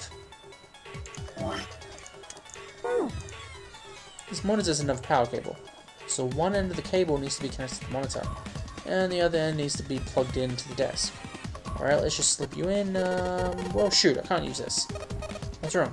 This cable has 3 prongs, but the socket only has 2. It's not going to fit in, was what I'm saying. In other words, we're going to need a plug to change the power cable. That's right. Let's go ask Clover. A window made of real thick glass. I don't even think a bullet could break it. Junpei, do something, please! Quick, figure out! Yeah, I'm trying. Is this like an examination table? There's a creepy mannequin in here, guys. I don't know what kind of table this is, but part of it's all black. There's a pen lying over here. I think someone probably used it to make the table. Make the table black. Well, if there's only if they only used the pen on one part of it, there's probably something underneath all that pen. Clover, do you think you can erase it all? Yeah, sure. Oh, this is permanent marker. Junpei, do you know how to do you know how to erasing from permanent marker? Erasing from permanent marker, huh? Give me just a minute, Clover. I'll be right back. Part of the table's been covered over in black permanent marker. If I could find something that could get rid of that ink, I could hand it over to Clover through the bars. Clover, use this ethanol. You should be able to wipe off that permanent ink with it. What am I going to wipe with? Oh well, your clothes, of course. Kidding, just kidding. Please don't look at me like that. You're scaring me. Anyway, could you wipe off that permanent ink? Look, Clover, right now at this moment, you're the only person we can depend on. I'm trusting you with this. You trust me? I feel kind of special. I have to get Clover out of here, no matter what. Is it like something I have to give her to... Can you use the cloth on the table? Use... Oh. Soak it in ethanol and then use it to wash off all the stuff on the permanent marker. Right, okay, so I've got to soak the cloth with ethanol. Well, she's got the cloth, but she seems to be having a little trouble with the bottle of ethanol. When she's ready, I should ask her to get work on the stuff on the table. Soak the cloth in ethanol. Junpei, it's working. It's wiping the permanent ink off. Oh, there's some kind of weird drawing under all the permanent. What's the deal with the drawing Clover found? Maybe I should ask her to take it to look... not to look on the table. I wonder what this is. There is a bunch of numbers and some kind of grid. I can't see it from here. Clover, you got a pen and notebook, right? Could you write those numbers down and then hand it to me through the bars? Okay, roger. I wonder what this thing is. This thing here looks like a voltmeter. And is this the control for it? Gosh, there's so many dials. Why don't you try turning one of them? Nope, nothing. There's no power here, guys. I turned the dial a whole bunch, but even if I turn all the switches on, nothing happens. Hey, Clover, how are the power cables over there? What do you mean? Does the plug have 3 or 2? I don't know what you're talking about. Let me go look. I guess she does have to kind of crouch down. Guess she does have to kind of crouch down to get a look under there. The cable in the monitor has, it's got 2 of those little metal things. What does this mean? That's it. Okay, can you unplug that cable and bring it over here? Okay, but... Well, I can unplug it, but it's connected to the main computer. I can't take it out over to you. Damn it, it's no good then. How about I just plug? Huh? The plug? Well, maybe more like a connector. It's the sort of thing that makes the plug with 3 metal thingies into a plug with 2 metal thingies. Still useless? Not useless. Not useless at all. That's just what we're looking for. Okay, can you hold on to it for... Can you hold on for a little bit? And back down she goes. Alright, unplugged. I'll hand it over to you over the bars, okay? Here, Junpei, I wrote down all the numbers on the desk here. Paper with numbers on it acquired. Cool. Here you go, the 2-prong plug. Awesomeness. Okay, put the 2-prong onto the head of this power cable. Fits perfectly. This should be what we need.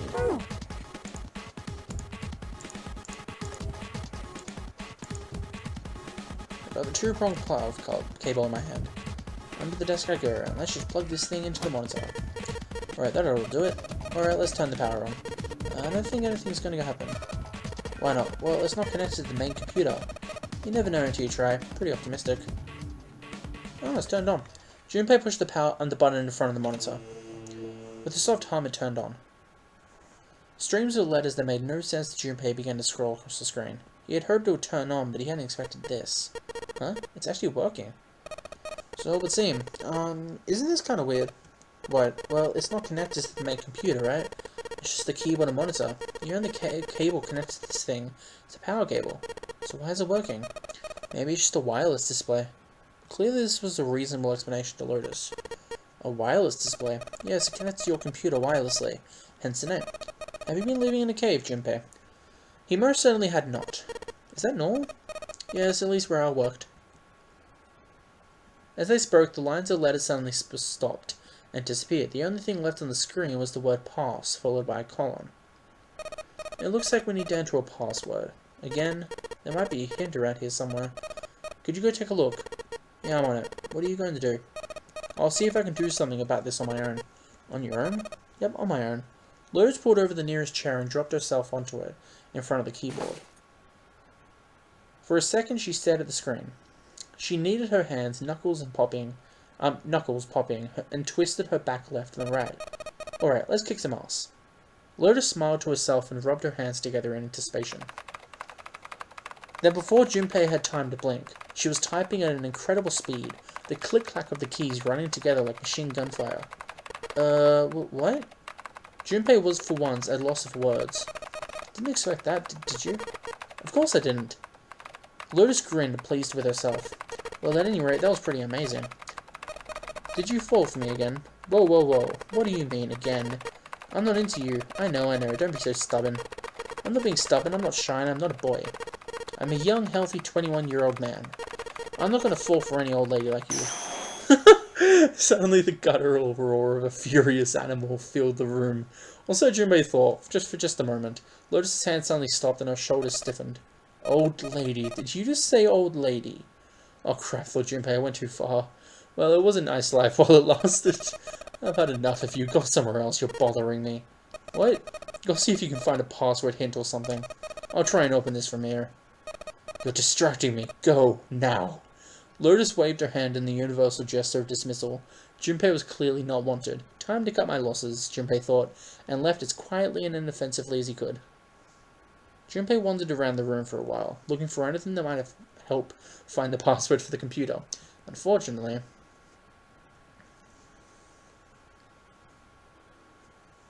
he found no clues whatsoever. Nothing. He asked Clover if there was anything useful in the laboratory, but her answer was no.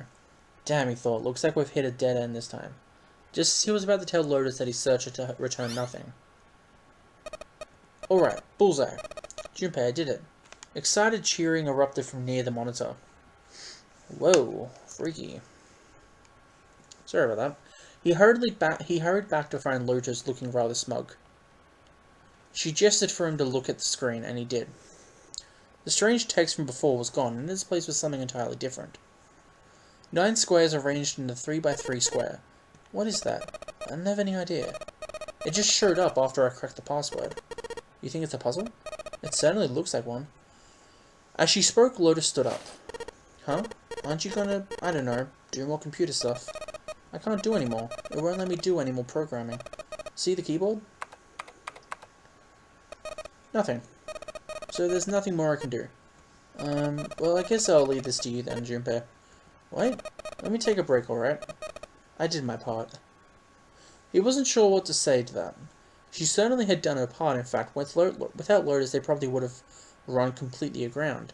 I shouldn't rely on other people so much, Junpei thought to himself. From here on out, he told himself, he would rely on no one else. Junpei crossed his arms and stared at the puzzle shown on the screen. Okay, I think there's like a puzzle thing we got from Clover, and I think it's meant to be this. So when I press one of the panels, the colors of the ones next to it switch. It looks like there's some text here. All panels green equals unlocked. Restriction no more than 4 attempts. Will automatically reset off to failure. In other words, I have to get all the panels green in less than 4.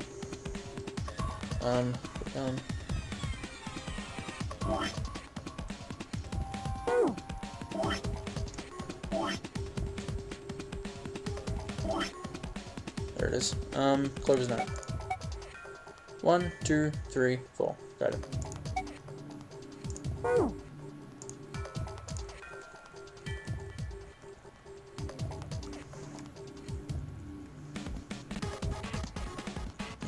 Yeah, I know.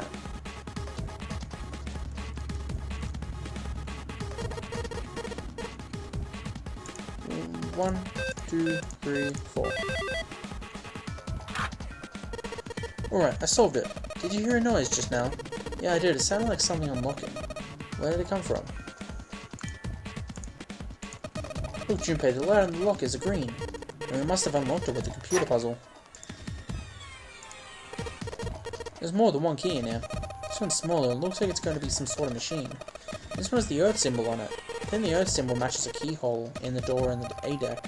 Well, if that's the case, we probably don't need the Earth key right now. Alright then, Earth key, I'll just tuck you away deep in my pocket. And as for the other key... It was just at that moment that he heard a voice from behind him. It was Clover. Hey Junpei, do you have a minute? He put the puzzle aside for a moment and walked over to Clover. What's up? Oh, well, never mind. Hey, hold on a minute. What does? Sorry. Just forget about it. It's nothing. Before he could say anything else, she spun around and ran back down the stairs. What the hell was that? After waiting a few minutes to see if she would return, Junpei sighed, shook his head and went back to whatever.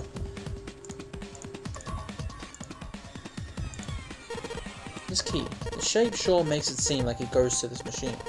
Alright, I'm turning it on. Okay, the monitor is on now. It's full of letters. Typing on this keyboard isn't doing squat. Showing some kind of warning. Power restored to experimental device. Emergency system will activate in the event of an abnormal service behavior. Okay.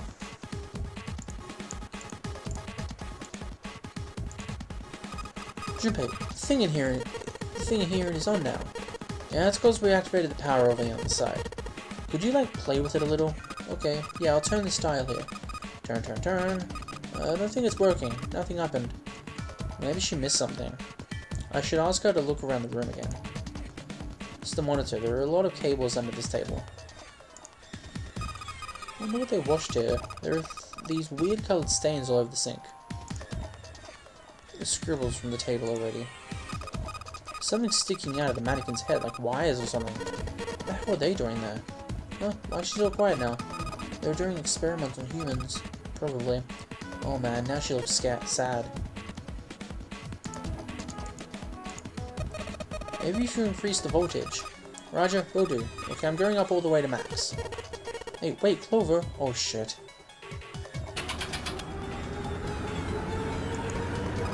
Oh, what? I think,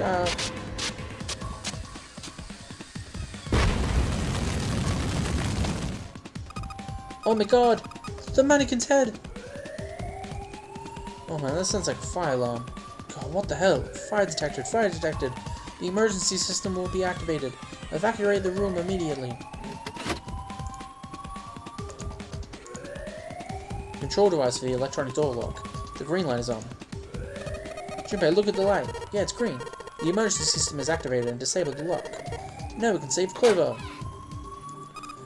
Junpei, come on kid, jump, she's safe. Oh man, this smirk is some serious business. Time to close this door again, I think. Clover, you okay? Are you hurt? Damn, she's coughing so hard she can't even talk. Of course I'm not alright. What the hell took you so long, you big jerk?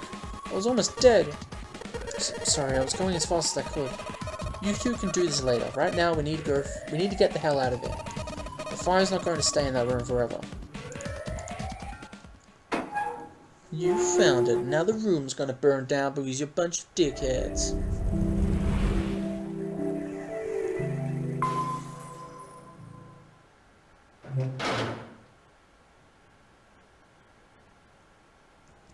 Junpei, Clover, and Lotus leapt out of the laboratory, slamming the door shut behind them. All three collapsed against the wall, breathing hard. Junpei's heart was pounding in his chest, and his whole body felt weak. He inhaled gulps of clear air, and with each one, he could feel his body begin to calm down. They nodded to each other and started off down the hall. Before long, they found a few new doors, but all of them were locked. Soon they had tried all the doors but one. The final door sat in the corner of the hallway. Junpei grabbed the door handle and was about to pull it open when a voice cried out behind them. It was neither Clover nor Lotus, but he recognized it. There was no doubt the voice belonged to Jumpy! He spun around. There at the other end of the hall, Junpei saw human figures running towards him. 3 of them. June, Santa, and Seven. They stopped short in front of Junpei and his companions, gasping for air. Hey, what are you guys doing here? What, but we didn't... Before he could finish, Clover spoke. Guys, could you come over here? She was standing near the end of the small hallway that branched off to the right. The rest of them ran over to her, curious as to what she'd found. There was something on the wall at the end of the hallway. Another map. Map of the ship's interior. It said C deck in the upper left corner. Most likely they assumed it was a map for the floor. Door 7. So... Hang on a second, I'm just trying to read this map properly and see exactly where we are. I can't read this map properly, I suck with maps. Oh, never mind, I can read them. Door 7 and Door 8. The map confirmed what they already knew.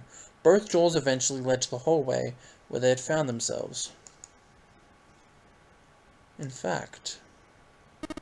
isn't this what I said? Till we find the 9 doors, Zero ain't gonna split us up. We might get separated for a little while, but we'll see each other again. Otherwise, we can't open the door 9. That's how the non-error game works. Junpei looked at the map for the ship's interior again.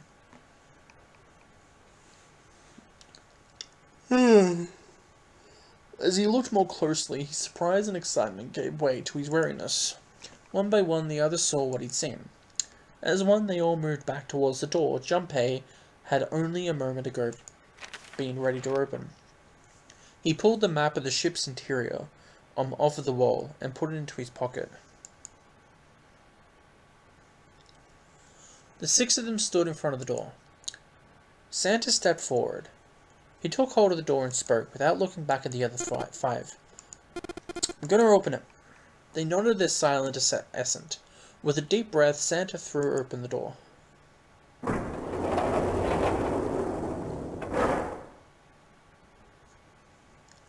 They poured through the doorway and into the room. Even without looking around, each of them knew where they were. They were just where the map had said they would be. The same room they'd been in not so very long ago. The tremendous central hospital room was empty, with empty beds from wall to wall.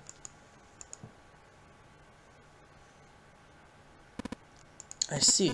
I believe I understand what you're saying. The 6 of you split into 2 teams and went through doors 4, 7, and 8. You solved the puzzles in the operating room and the laboratory, and then met one another in the hallway after opening your respective locks. He looked like anyone might. After only just waking up, it seemed that his brain was working as well as ever. He had managed to grasp, summarize, and understand each team's work. At any rate, I feel a bit silly for my little show of altruism.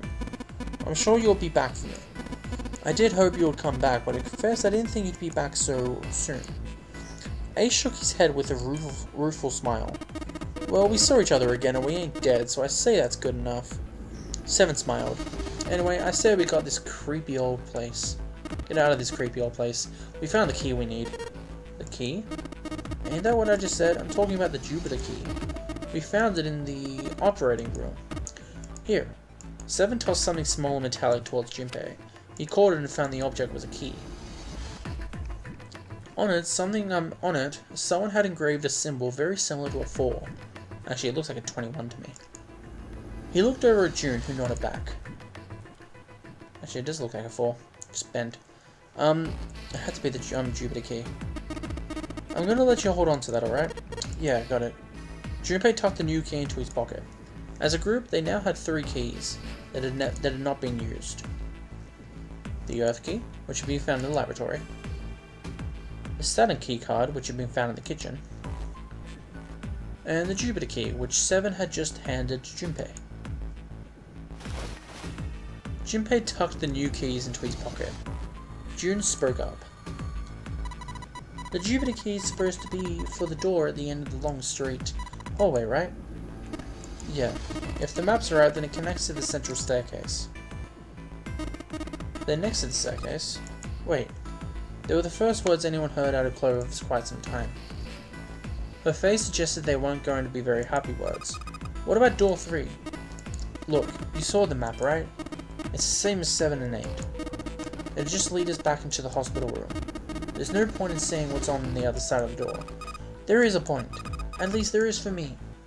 There were tears in her eyes, but she glared at 7 as hard as she could, just the same. She looked very much like a frightened puppy. There wasn't a man alive who could have resisted those eyes.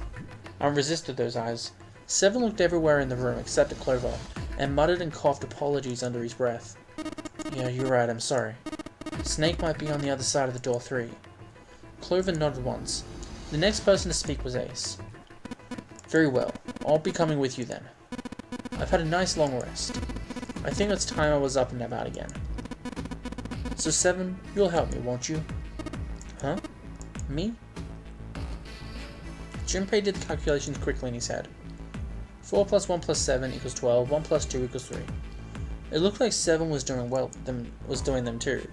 At last he gave up. Damn, well I guess that's how it's gotta be. I'm going with you, huh? Yes you are. Alright, let's get moving. And so it was decided that Clover, Ace, and 7 would discover what lay beyond door 3. Okay, we're heading out. Be careful. Whoa, didn't think I'd be hearing that from you, Lotus. Don't let it get to your head. I'd be in trouble if the 3 of you bought it. The rest of us can't open the door 9 door. The truth comes out. 7 nodded, as if this answer made much more sense, and pulled the lever on the red.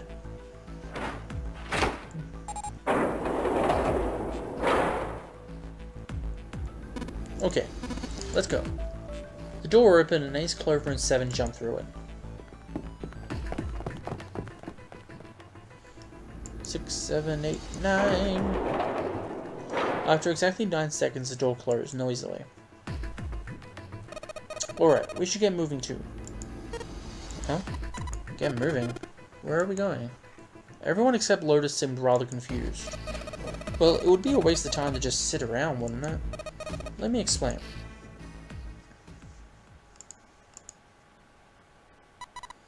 I get it. We're gonna go see if we can get anywhere interesting with the Jupiter key.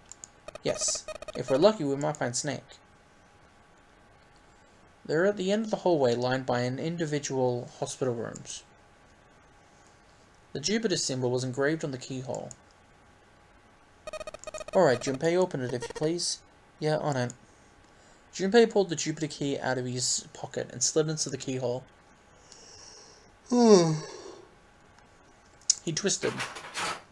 With a nice sharp click, he felt the door unlock. Alright, ready guys? Junpei's companions nodded. He nodded back and slowly, quietly opened the door.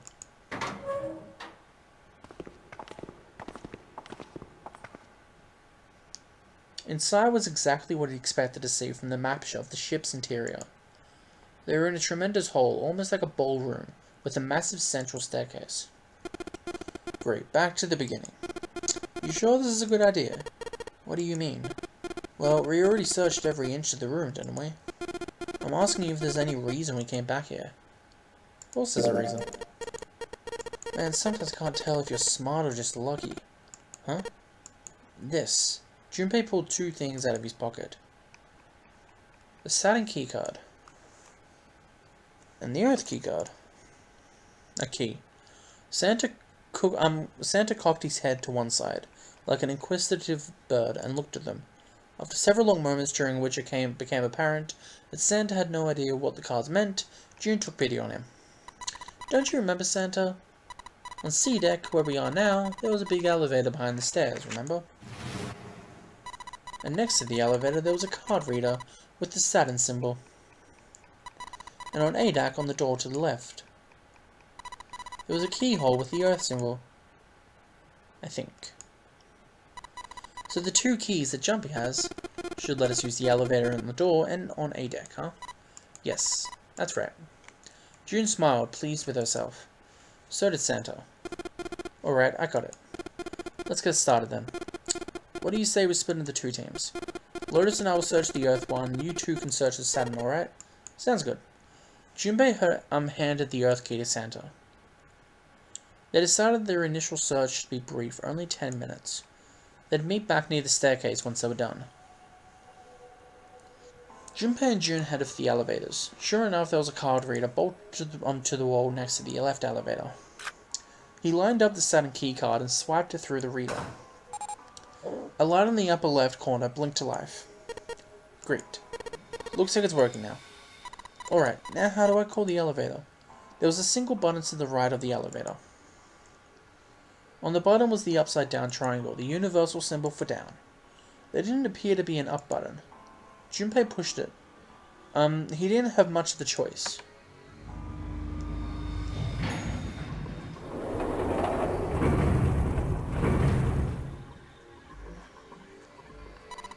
It opened. Look, Jumpy. June's voice was excited, but Junpei could hear a tinge of anxiety. Sweet, it opened. Let's get going. He grinned at June and stepped towards the open door. As he was about to step foot in it, he felt a hand on his arm. Oh, wait. What? I'm not really, oh gosh. Junpei was at something of a loss. What could she possibly be so frightened of? June was probably afraid of. She was afraid because the only elevator button pointed down, and I didn't choose the other voice because it's completely retarded and stupid and takes forever, but it's hilarious at the same time. But who has the time for that? That meant, of course, that the elevator couldn't go any higher than the floor they were on. As he thought about it, Junpei realized he hadn't seen elevators on the A or B decks near the central staircase. All of which meant that the elevator could only convey them to the lower decks.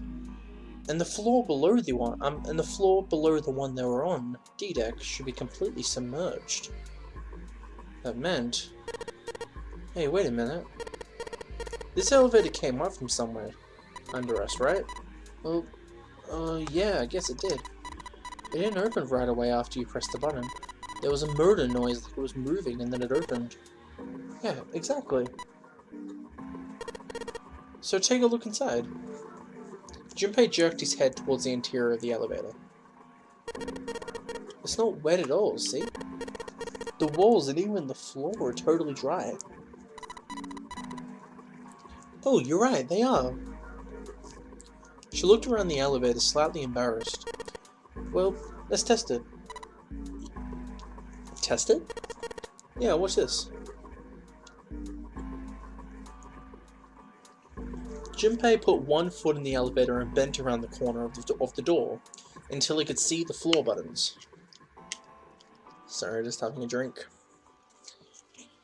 There are only 2, E and C. He pushed the E button and jumped out of the elevator. The door slid shut, and they heard the grinding of the motor as the elevator car moved down.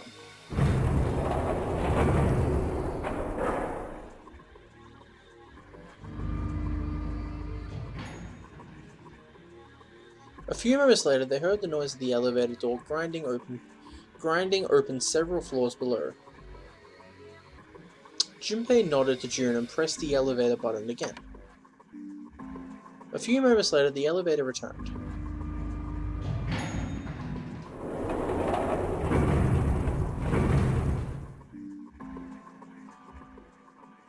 The door slid open, and just as Junpei had expected, there was no water to be found. See? Junpei couldn't resist puffing out his chest just a little bit. June, however, still looked confused. What does that mean? How can the E deck be safe if the D deck is full of water? Well, here's what I think. The elevator shaft and E deck must be watertight and separated from wherever the ship's been punctured. Here, let me show you. He pulled out his notebook and pen and sketched out a rough illustration. I see.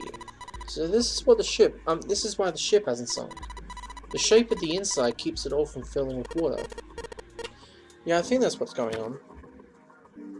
Junpei continued talking as he closed the notebook and slipped it back into his pocket.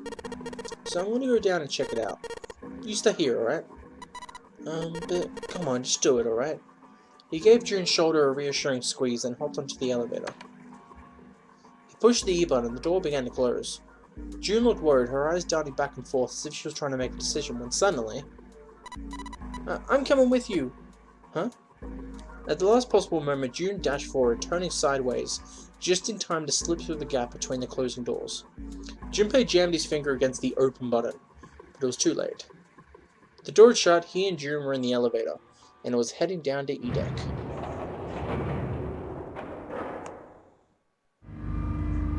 He was so surprised by June that he didn't even have time to think about what awaited him on E-Deck.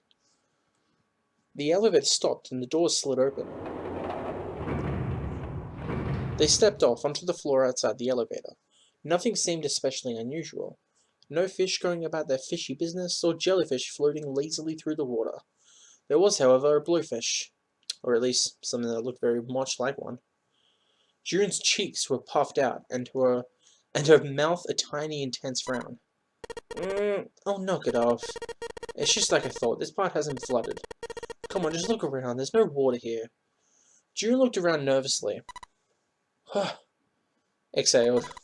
You're right. It's not flooded at all. See? But there's a whole lot of water. Yeah, right on top of us. What's going to happen if the ceiling breaks? Junpei thought about that for a moment. We'd probably die. Oh no, don't be so casual about something like that.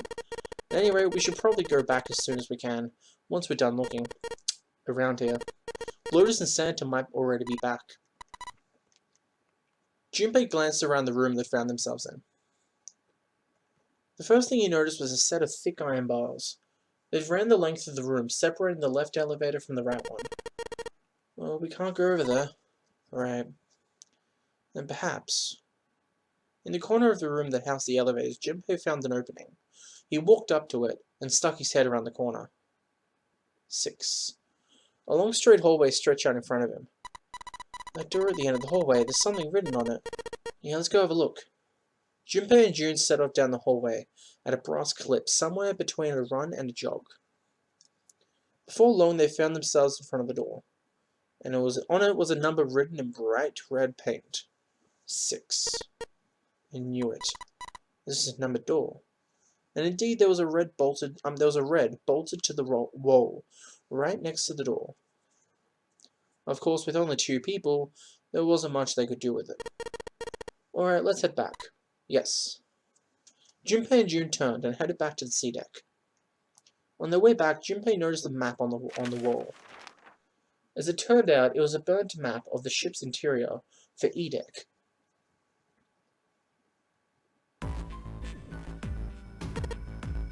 Huh? So you guys found door 1. They'd met back up with Santa and Lotus, who had explained what they'd found. Apparently there was another numbered door on E-Deck, just like the one on E. Beyond the door that the Earth key opened. According to Santa and Lotus, there was a 1 door. All told, they had discovered 2 new doors, the 6 and the 1. It is interesting that E-Deck wasn't flooded. Lotus was quiet for a moment, lost in thought. Well, we don't really know if all of E-Deck is safe. We only checked the area around the elevator. Even so, it's still very interesting. You said the 6th door was there, right? Yes. Then that means Zero planned all this out, even the sinking. That would have meant some pretty serious remodeling of the ship's interior. It's pretty mind-blowing when you think about it. Yeah. I wonder how long it took. I can't imagine how much it would have cost. It would have been a ton, that's for sure. Well, that does go along with what Ace was saying. The most reasonable explanation would be that this was done by some organization, with access to a whole lot of cash. Yes, it does make sense. That thought made them all go quiet for a moment. June bit her lip while Lotus sighed softly to herself, and Santa cracked a stiff neck and stared off into the distance. I don't think it's a very good idea to stay here. June looked up at Junpei with her large pleading eyes. Yeah, you're right. Ace and his team might be back already. Well, Junpei and I should be able to open door 1. Huh? You guys leaving me behind? Just kidding. Alright, let's go. Lotus's words were all the amputees they needed. Back to the large hospital room they went.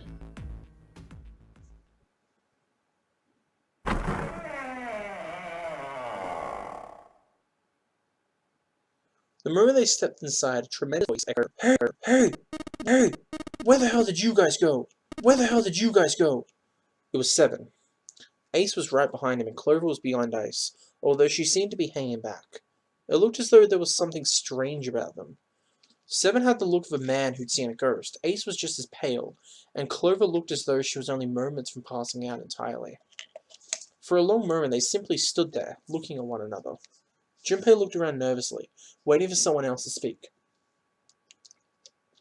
No one did. He looked at Seven.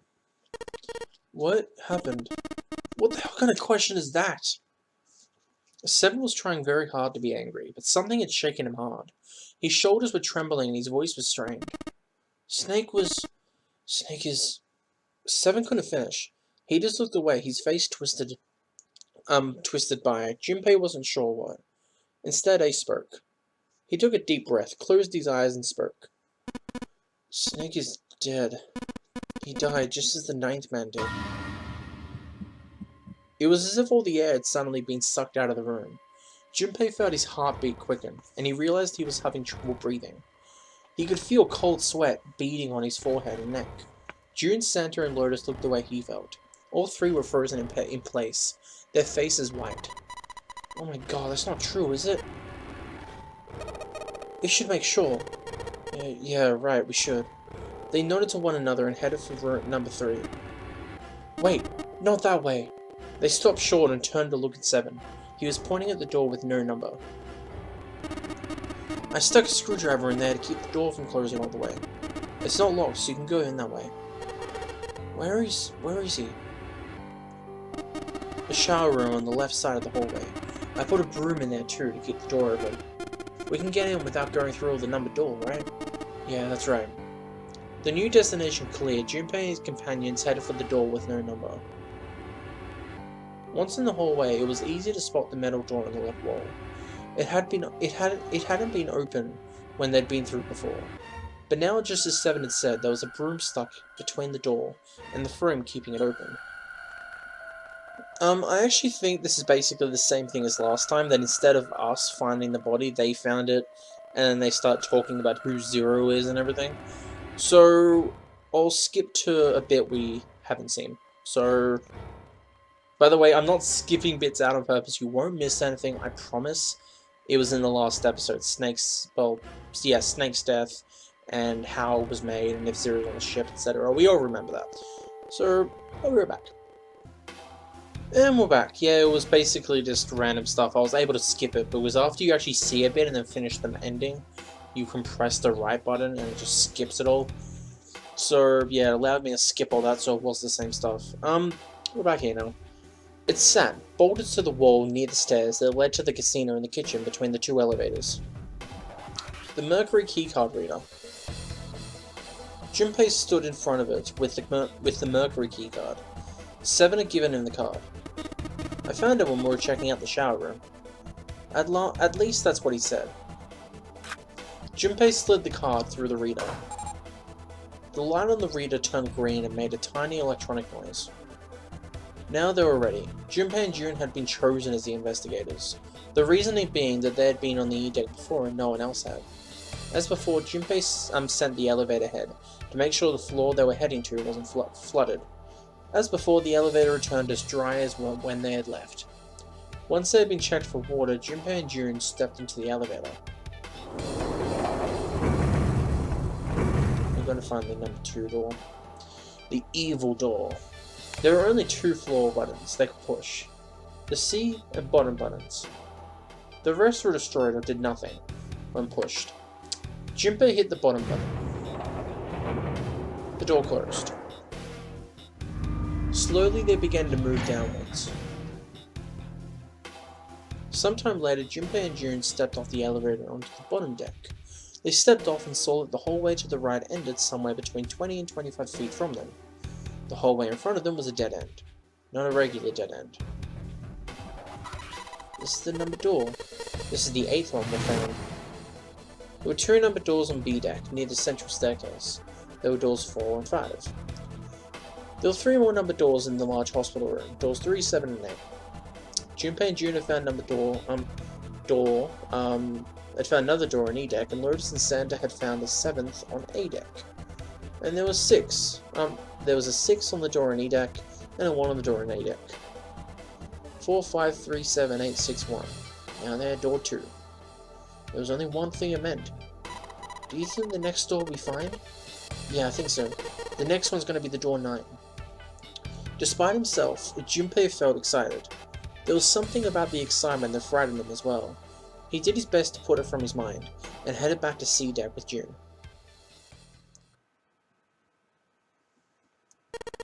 Alright, let's open these up. The pieces of paper that folded up to lay on the ground next to Junpei's legs. There were 7 of them, all told. They were written on paper pulled from Junpei's notebook, and each one bore a code name and a door. Why they had decided to vote that way? They decided it wasn't fair to simply ask everyone at once. That would allow people to force themselves to go through certain doors. Well, that wasn't the only reason. Junpei had proposed the voting system, and he had a plan.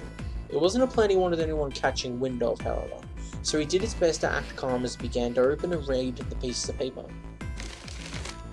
The first one read, Ace requests door 1. Yes, I do. Would you like me to explain why? No, I don't have time for that, sorry. Let's keep going. He opened the second one. Next to Santa. He wants door 6.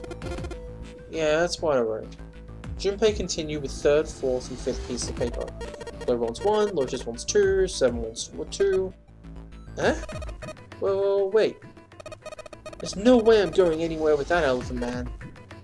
No, there'd be no point to the voting if we let people change their choices because of stuff like that. But just give it up, Lotus. It's not like I want to hang out with some exhibitionist grandma. I'm not an exhibitionist. I'm wearing clothes. Barely. So? Last I checked, that's not a crime. Maybe, but what about common decency? Nobody wants to have to look at a chick who looks like half-naked reason. I'm going to kill you.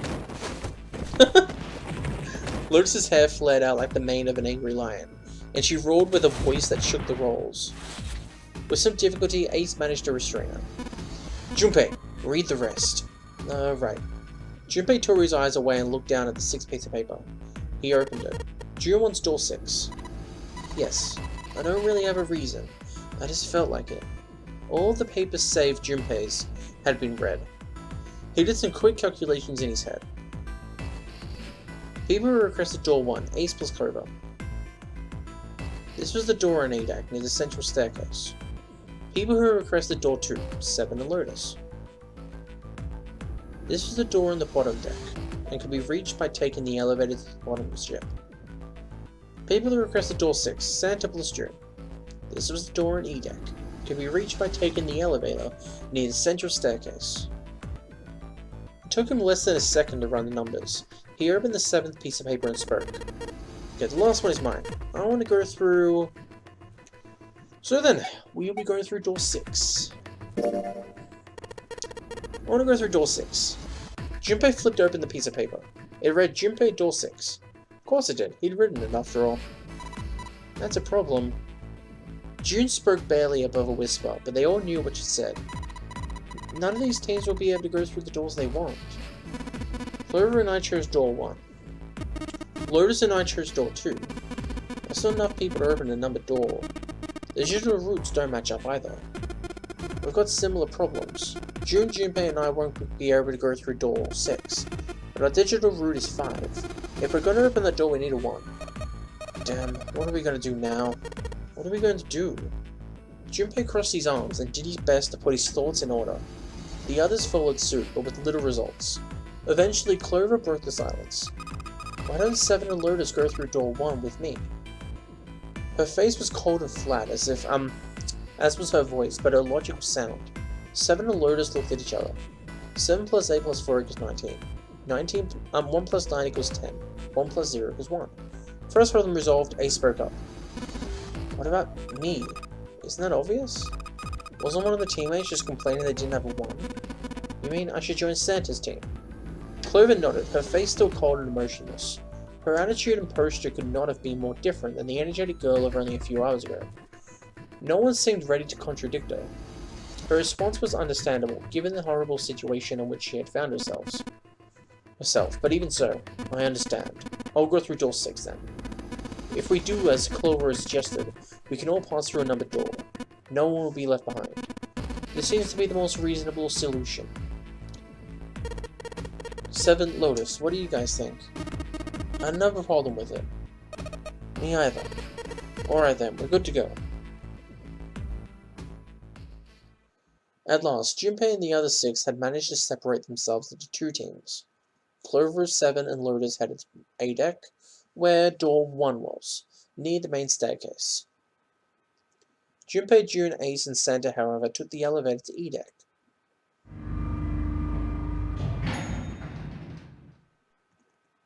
The ride to E deck was a silent one.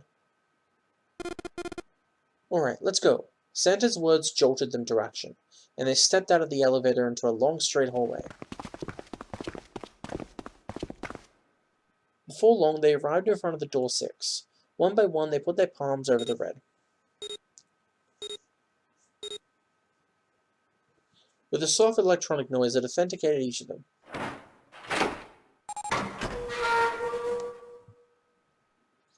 The door opened, and all at once the 4 of them leapt through it. Fortunately, the dead was located easily enough. This one had been placed quite close to the door they'd entered through. They gathered around it quickly and hurriedly placed their palms on it for authentication one by one.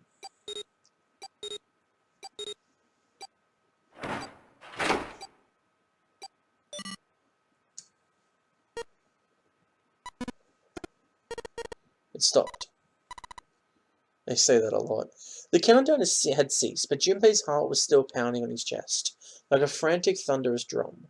It felt as though it might shake itself up and out of his throat. He had been through the doors 3 times before, but repetition had not dulled the experience. He was not anxious to find it dulled, however. He had hoped to be free of the ridiculous game long before that happened. Alright, let's go. With that attempt at good humor, Junpei took a deep breath and began to walk. He jogged down the stairs at the end of the hallway and found himself staring at a large door. It was a heavy thing, made of iron, and more than a little threatening. He took hold of the bar that serves as its doorknob and shoved it down. The room beyond stopped him in his tracks. It was gargantuan. He made entirely of metal. None of the accents of wood or tile had seen the rest of the ship. This room was purely functional, but utterly tremendous. Well, what the hell is this? Santa got out a few words before all stole the rest of them. The rest were too stunned to offer anything more than gasps. It was easily the largest room they'd seen, and yet it was somewhat closed and oppressive. The ceiling was at least 2 stories high, if not significantly more. It was easily several hundred feet across, and appeared to stretch the entire width of the ship. In the center of that gargantuan room stood a massive rounded building. Even from a distance, the sheer bulk of it was oppressive. Junpei could feel the room, the building, even the air pressing down on him. Junpei and the others were standing on the scaffolding that crisscrossed the whole area. The proper term was catwalk, Junpei thought, although that did not seem particularly important. Alright, let's head downstairs. Nearby was a long iron staircase. They made its way eventually to the floor beneath them. They moved around towards the opposite side of the massive building, following the catwalk. They hadn't said much as they walked, but as they approached the building, Ace suddenly spoke up. This looks to be a steam engine room. Steam engine room? Yes, the thing that looks like a cross-section of a mushroom is the boiler.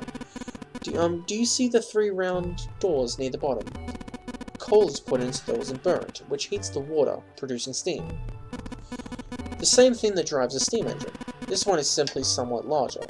I see. Even if Ace was right, the boiler was boiling, nothing as they approached it. The entire room was as silent as the grave. Suddenly, Junpei heard a noise behind him. He turned just in time to see June collapse to her knees. Hey, what's wrong? Are you alright? He dashed towards her and wrapped his arm around her shoulder to steady her. It was then that he noticed. You're really warm. Is your fever coming back? Yes, it probably is. But I'm fine. Please don't worry about me. I just need to rest, and I'll be fine. Her voice was weak and forced, and it said a great deal more than her words did. Junpei carried her to the nearest wall and propped her up against it. She let her head fall back against the wall, as if she no longer had the strength to support it, and drew a raged breath. Her eyes were empty, as if she was having trouble focusing them, and even speaking seemed difficult for her. Junpei felt her hand ball itself into a fist, and clenched tight, his knuckles widening. He had to find a way out, and quickly. He turned and looked at Ace and Sandra in turn. They might not have shared the depth of his emotion, but they certainly shared his concern. He didn't need words to express his urgency of the situation. Alright, let's get started. Hang in there, June. I'm gonna get you out of here real soon. She managed a small nod before leaning back to rest her head on the wall.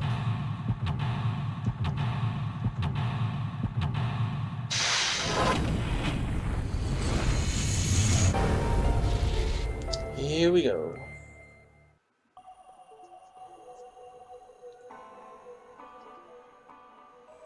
Okay then. I'd say this is probably here to move coal from place to place. It probably comes from over there, and then the belt carries it down to the tunnel and out here. So if the conveyor belt was moving, yes, the coal would most certainly come out here. Okay then. It's a square hole. Nothing in it. Ah, look at the back wall there. I can see 3 small slots. Terminals for some sort of connector, perhaps. You mean you think we're supposed to plug something in there? Perhaps.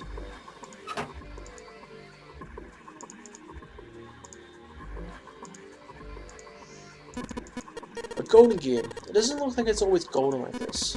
Well then I imagine it was prepared especially for this game. Looks like there's a door over here in this tunnel. The belt over there must deliver the coal. Alright, yeah, it's just the belt from before. The gear is rusty, but it looks like it's still pretty sturdy.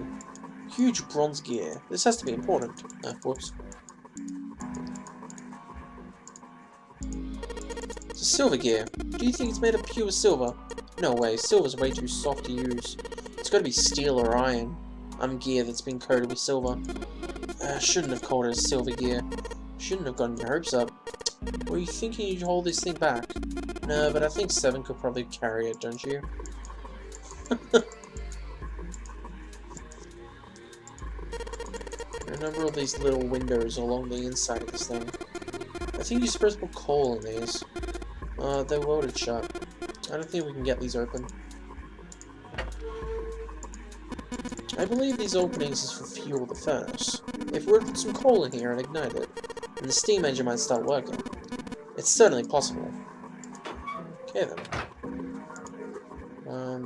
Let's go back. Look, Ace, it's some kind of snowman secret meeting. They're just bags full of sand. Use them as counterweight when you're lifting something with the pulley system.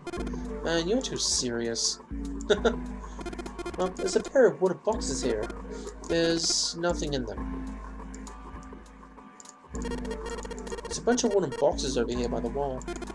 I already looked through those. There's nothing in there.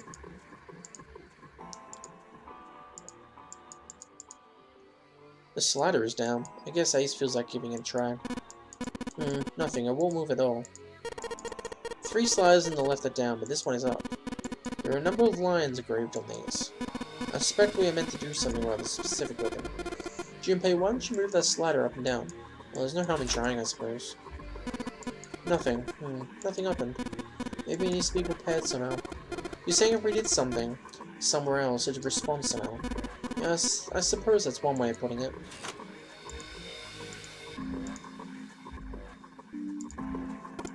We aren't going to get anywhere with that pile of boxes here. What the hell are these things anyway? They're way too heavy to move. One of the doors in the furnace. There's an A on it. There's a circular wheel in the center of the door. Alright, let's give this sucker a twist. Well, it's noisy, but it opens. It's totally pitch black in there. We should go in here. Alright, let's go. This looks just like the door we went into. Where are we? We must be on the other side, yes.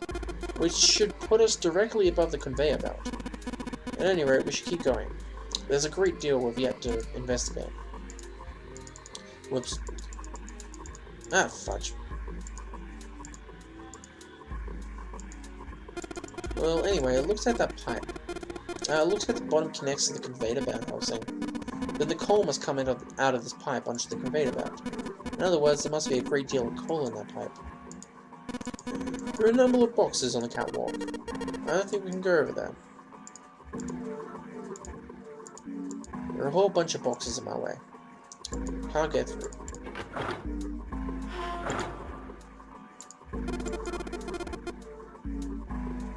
It looks like a hand-operating wrench, but it doesn't look like there's any way to operate it. That means the wheel isn't attached. Where's the wheel? This damn pile of boxes are blocking my way. Oh, whoops.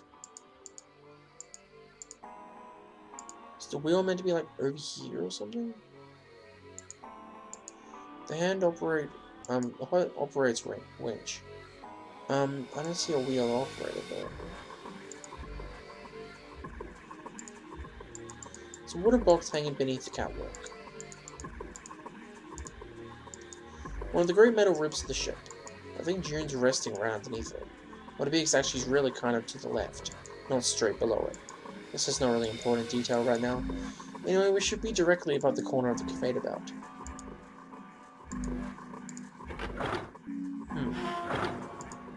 Oops.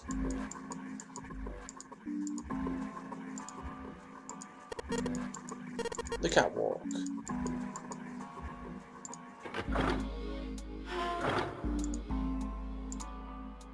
Oh, hello. Oh, alright, let's give this wheel a spin. Oh, what? That's weird. I'm feeling resistance. God, oh shit. Yay, we got a wheel! Good job, genius, you broke it. I didn't break it, it broke all by itself. Supports and braces the side of the ship. It's not a ladder.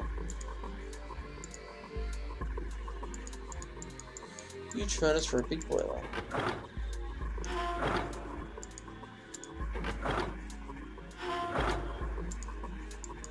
One of the doors in the furnace is sealed. Well, can't I go through it?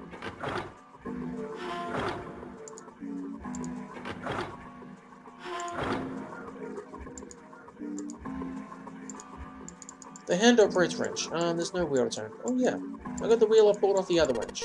Let's see if it fits. Sweet, it's perfect. Not shaky at all. Good, I should be able to turn this down. Good work. See the wooden box? It's under the catwalk. Can you see it? It's hanging from the rope. It looks like there's some sort of device in the box.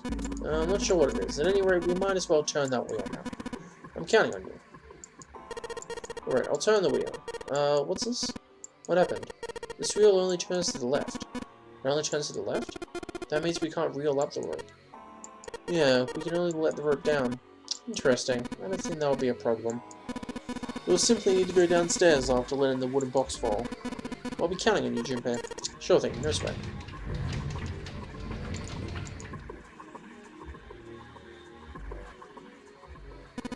I believe the box has reached the floor. Yeah. He stuck his head out over the side of the catwalk and looked down. The box that had only recently hung just below the catwalk now sat on the floor. It had come to a rest near the end of the tunnel that covered the conveyor belt, near where June had collapsed. Junpei could see her, still leaning against the wall, as if she barely had the strength to sit up. Even from so far away, it was not difficult to see that she had not improved. He almost thought he could see heat rising from her body. She doesn't seem to be improving. Ace's expression was inscrutable, but he'd said what they had all been thinking. Well, of course not, she's not gonna just get better right away, you know? It'll take time. She tried desperately to convince himself that what he said was true. What could be causing this, I wonder? Illness, perhaps? Nah, it's gotta be exhaustion. Sanders' response was confident and certain. She's got dropped in some weird-ass shit. Forced to play some messed-up game. If you think about it, it's a lot weirder that we aren't freaking out just like her. You know? So you're saying we're abnormal? Yeah. We're just running around this room solving all these puzzles. Like it's just business as usual. How the hell can you call that normal? We're just guinea pigs. Santa snorted in disgust. A guinea pig? You mean like a lab rat? You mean we're being used for some sort of experiment? Is that what you're saying? Don't know. But it does seem like a possibility, you know. They stood there for a few more minutes, like no one speaking, until Santa turned and walked away from the winch. Junpei and Ace followed him.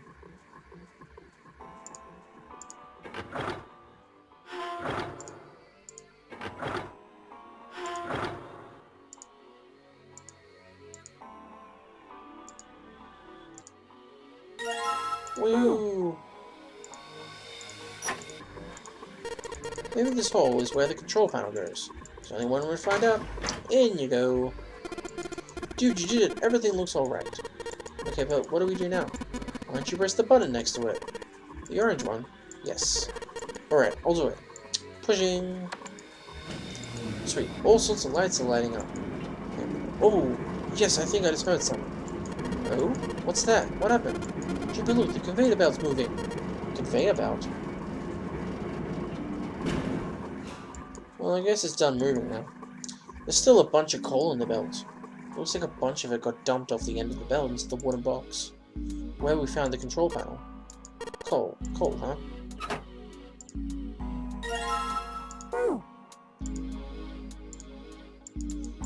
You jump for the spoiler. There are 3 open areas on it. Each of the open areas has a gear. Oops. Well, there it is.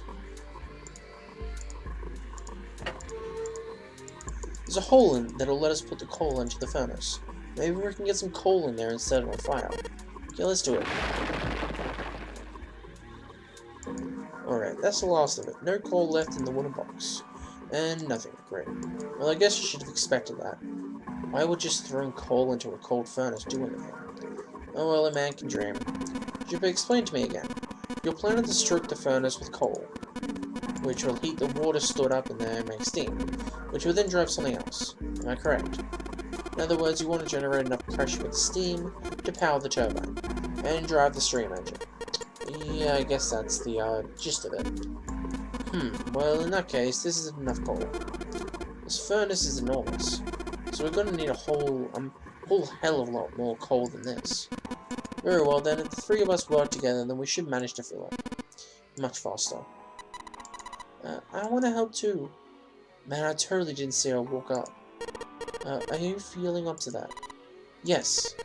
Yeah, right. You look like you're one stiff breeze away from falling over, June. I think you'd better rest some more. But no arguing. You need your rest. So you just stay there, we'll handle this.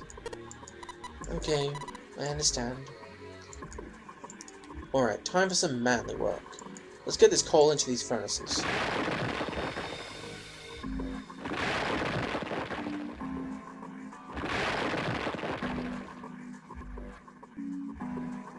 Man, this is a lot of work. Alright, I think this should be sufficient. Alright, now we just gotta light it. Junpei, hand me your matches. What makes you think I have matches? I see, then how are we gonna light it? Perhaps there's a device nearby that'll allow us to remotely ignite the coal. Let's take a look, shall we? Some sort of ignition. Why didn't they keep the matches from door 4? Whoops.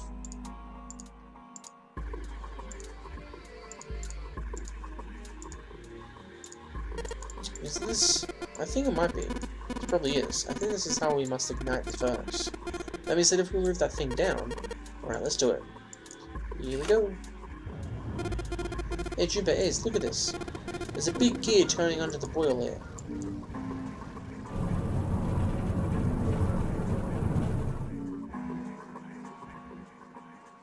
Oh?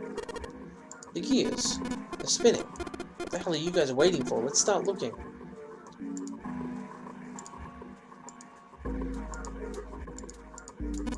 There's a strange indentation here. It looks like a triangle made from 3 overlapping circles.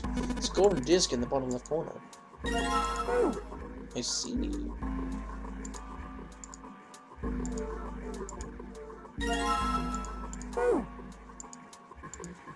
Gear is rusty, but it looks like it's still pretty sturdy.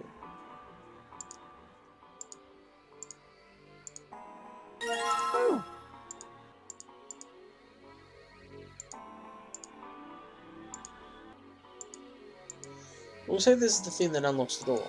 There's a depression here that looks like the outline of 3 circles laid on top of the other. Maybe if we put these 3 discs we found into this.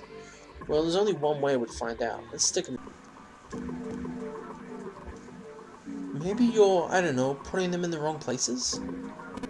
Perhaps you have them facing the wrong directions. Perhaps you should rotate the discs and make some of the lines connect to one another. Well, no harm in trying. Yeah, I know the instructions, don't worry.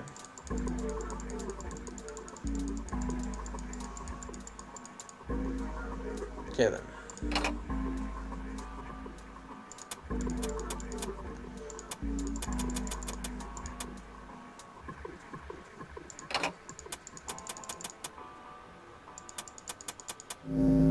There it is. The red lines on these discs. I think maybe I can make a star polygon with these.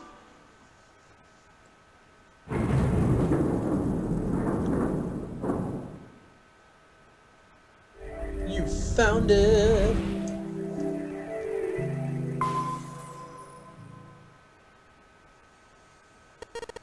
Yes, the door's open. Given the circumstances, Junpei's happiness was certainly understandable. Ace seemed to share his excitement. Alright, Junpei. Why don't you go get June now? Santa and I will keep an eye on this door. Santa snorted. Why do we need to do that? Even if it shuts, we know how to solve the puzzle now. We could just open it again. Well, I suppose that's true. Shall all 3 of us collect June then? Nah, I'm cool. I'll let Junpei handle it. He still seemed irritated by something, however, and sat down on the stairs petulantly. So, you're only interested in being contrary? Ace sighed with the air of long-suffering parent. Alright, I'll go get June. I'll be right back. He gave a quick nod to Ace and Santa, and dashed off down the stairs. Before long, he was back on the first floor, next to the conveyor belt. As he drew closer, she stood up slowly. Are you okay? He did his best to sound calm and nonchalant, but there was no hiding the genuine concern in his voice. Yes, I'm fine now. I'm sorry I made you worry. June blushed. He wasn't sure if she was embarrassed or still feverish. Just to make sure, he reached out and put his hand on against her forehead. Good, you're feeling a lot better. She was feeling far less warm than she had earlier, but she still wasn't down to what seemed normal. Are you sure you're alright? He had to make sure. June gave him a look. Oh, you're such a warrior. Jumpy. Oops, I mean warrior. June giggled. He wasn't sure if she just made a joke or not, but seeing her smile again made Junpei feel at ease. If she was well enough to smile and laugh, then she really was feeling much better. He gave her a friendly poke on the forehead. Let's go. Go where? Oh right, I didn't tell you. We got the exit open. Great! Let's go! June clasped her hands and nodded urgently. She looked angry instead of, happy. Okay. As they walked back towards the exit, Junpei noticed Santa sitting on the stairs. He was, however, holding something in his right hand, and staring at it with a strange expression. Junpei and June slowed down, and finally stopped in front of him. What are you looking at? Santa answered without looking up, his voice quiet. It's a photo of my sister. Sister? Santa, you've got a sister? Santa simply nodded. Yeah. Kid was as cute as a button. June cocked her head, confused. She was only about an inch tall then. Santa glared at her. Sorry. I guess an inch is a little large for a button. Probably more like half an inch. Santa didn't smile or laugh. He simply turned back to his picture and spoke. Also Santa Claus. This sudden revelation took Junpei by surprise. He had no idea what Santa meant. He glanced at June, who shook her head. She didn't know either. Have you ever heard the story of the 2 Santa Clauses? It goes that a long time ago there were two Santas. One of them wore white and the other one wore black. The white Santa gave presents to good kids, and the black Santa played tricks on bad kids. No, I haven't heard of this. They went on like that for a while, but eventually the black Santa's tricks started getting worse and worse. Pretty soon the white Santa couldn't stand it anymore, and he stabbed the black Santa to death. When he stabbed the other Santa, the white Santa got blood all over his clothes, and that's why these days his clothes are red. You could say that the red is all that's left of the black Santa. Junpei was silent. He could think of nothing to say. June was staring at Santa, sadness plain on her face. He continued, I wonder, which Santa am I? The white Santa or the black Santa? Alright, let's go. Santa stood up slowly. His downcast demeanor gone. He shoved the picture back into his pocket and headed back to the stairs, taking them two at a time. Junpei and June looked at one another. There was nothing they could think of to say. Hey, what are you two doing? Let's get moving, come on. Santa's voice echoed across the room from above them. They nodded and followed him quickly up the stairs. Ace was waiting for them at the top. He was leaning against the handrail. He looked very tired. The door had shut, but it wasn't cause of concern. Junpei quickly solved the disc puzzle a second time, and the door opened once again. You found it! In single file, they walked through. After walking for nearly 15 feet, they found themselves in front of a metal door. It opened easily enough, and they passed through it as well.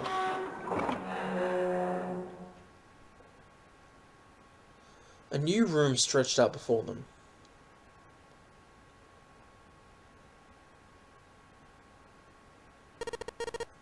Is this a warehouse? No, I believe this is the cargo room. This must be where they store all of this vessel's freight. There are wooden crates everywhere. I wonder how old they are. Junpei, Ace, and June had stopped unconsciously, pausing them to take in their new surroundings. Santa's voice broke through the momentary trance. Well, we probably ought to start with finding the exit, right? Let's get going.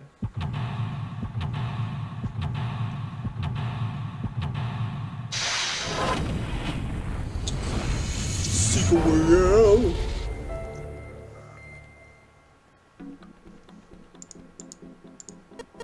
There's a bunch of bags here. I wonder what's in them.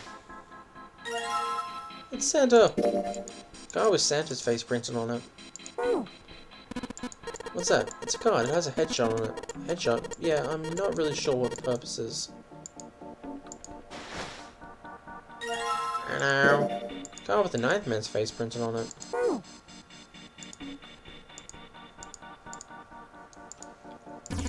These crates are a little smaller than the others. They look like the children of the crates. Junpei, that sounds like the sort of a fairy tale. Really? I don't know, man. You ever think about how crates would reproduce? Doesn't sound like a fairy tale to me. Okay, then. A box. There's nothing inside.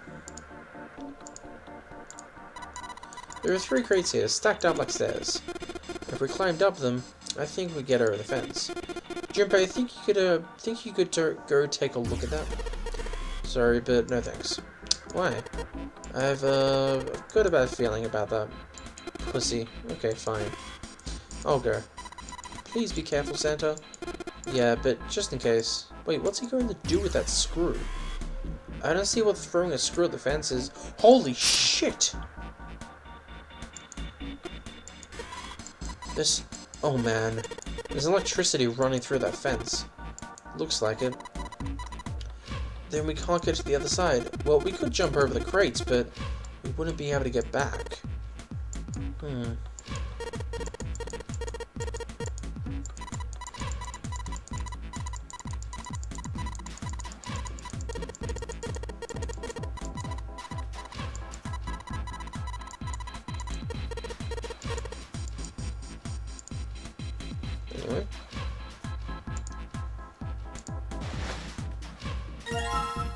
Okay, that's 7. Search for the boxes, nothing in them. Okay then, that's Junpei. June. Actually, let's see what happens when we scan them. This must be... Oh no, don't look at that. I'm not cute at all. I'm not photogenic. I don't look sexy either. Next to Clover, my skin looks gross. I'm not sexy like Lotus. I know guys go for women who looks like Lotus. But I'm trying to. I'm doing the best I can. So please don't call me a board or a trash can or cutting board. But wait a minute, I haven't said anything like that, have I?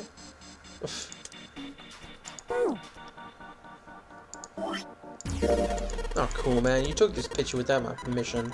It looks pretty cool, though. You look really handsome in this picture. Hey, knock it off, lovebirds. We're not a couple, not at all, not in any way.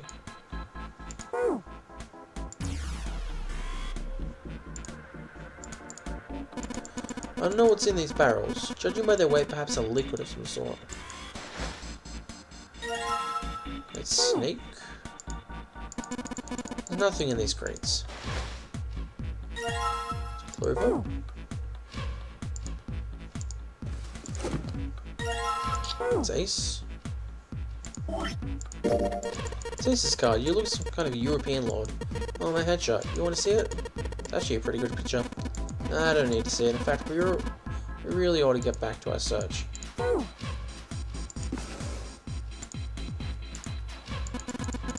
Crates are quite large. They seem to be tied to one another with sturdy straps. Some sort of liquid in these barrels. Not sure what it is, however. It's locked. We need the key. All the boxes have numbers on them. Oh. Ace went down to pick something up that had been sitting on the box. Should we take a look at this? Cards. Okay, we found all of them now. They had finally collected all 9 picture cards. All that remained was to insert the cards into the slots at the front of each box. The lever is like 7, 1, 8, 6, and then 2, 3, 5, 9, 4. What does that mean?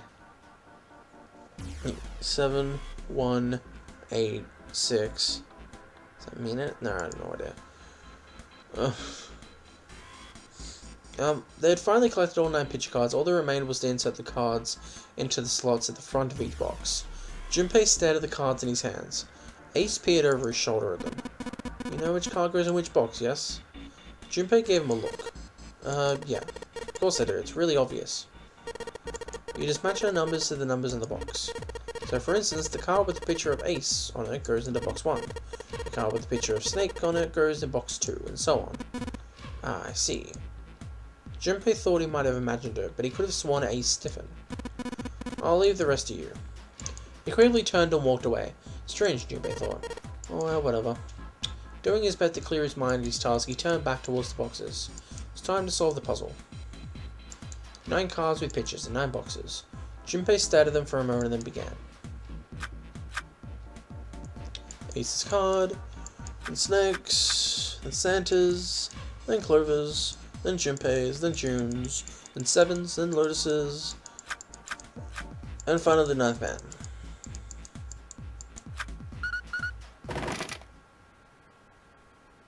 All 9 box lids popped open at once. He peered inside. In each box was a single pin.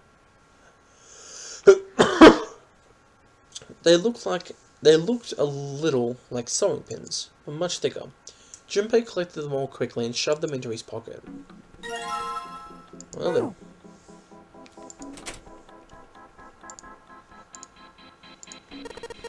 These stairs, they go up 3 stories. What are you waiting for, Junpei? Whatever, I'm going. It's some sort of boxy device. There are 6 holes here, and it looks like the pins that is found would be perfect fit for them. The ones you found in the 9 boxes, right? Well, why didn't you try it? Alright, let's see what happens. I think 2, 4, and 6 should go here on the top part, and 3, 5, 7 on the bottom part. Oh, some of them lit it up. Yeah, 3 and 6. I wonder if there's some kind of rule that determines which lights go on. Well, I put 2, 4, and 6 pins, and 3, 5, 7 pins on the bottom. You think maybe it's the digital route? Digital route. Therefore, light 3 turns on. The digital root is 6, and therefore the light 6 turns on. Makes sense, right? I see. The lights that match the digital root of the pins inserted on the top and lower parts will light up. So that's how it works. Well, there's one other thing I'd like to check. Well, if he wants to try, he's certainly welcome to. So, he'd put the 1, 2, and 3 pins on the top, and the 6, 7, 8 pins on. It turned off.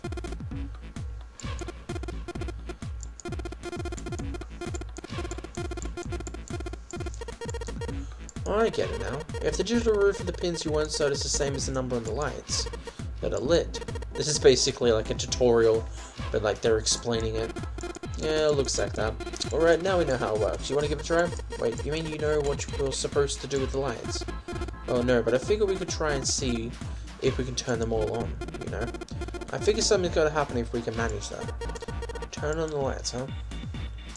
Okay, Jinpei, let's make sure we know how this works, alright? Yeah, I know. Fudge. Didn't realize I was gonna like say it again.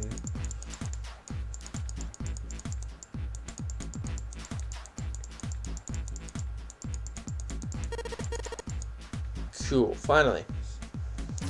So let's do the 1, 2, 3 things again. Oh great, we have to click individually.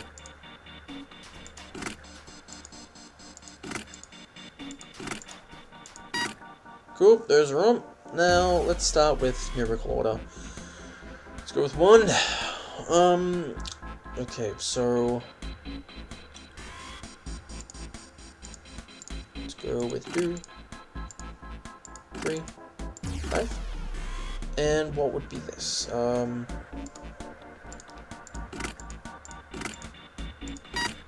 Cool, now let's go with 4.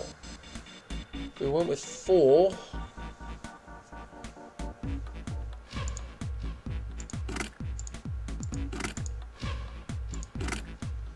yeah, I think that's good. Yeah, it's 4.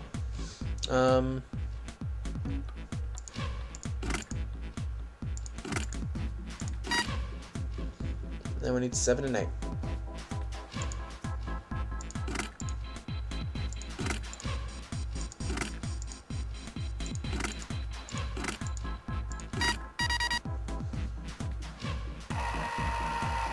F! I failed! No! All the lights are on, the shutters opened up. Hey, does that mean... yeah, we gotta do it again. Man, I thought I was doing so well. Yep, I already know what this one is. Not completely, but I do know 2 things. 1, it's hexadecimal, means 15. And 2, the 5 needs to go in the middle. And there's an F up above them. I don't know what the F means, but I do know one thing. What's that? This time there's 9 holes, so we need to insert 9 pins. Man, that's boring. Well, why don't you just try it, alright? Okay, so 5 needs to go in here. Now, the trick about this is all diagonal and all up and down areas and sideways and stuff like that need to equal 16 in order. So, it's gonna be fun. So basically we need to figure this out. 5 plus 11 equals 16, so we need like a 7 and 4, for example. So my mouse just plugged out, so I'll plug that back in properly. Come on. Yeah, good boy. There it is. So let's pretend that 7 and 4 is here. If I put 7 and 4 here, then for the 7 1, oh whoops. 7 1 we need 11. No, we need 9. So like maybe 3 and 6. 3 we would need 13, which would mean yep, see, we can't get that. So that would fail. So instead of 7 and 4, why don't we go like 1 less? So like maybe 6 and... no, we can't do that. 3 and 8. For 3, we would need 13, once again. So let's go 7 and 6. For the 8, we would need 8. So maybe... we can't do that either. Fuck. Can we? No, it's 15 we need. 15. What the fuck am I thinking? Oh, I'm such an idiot.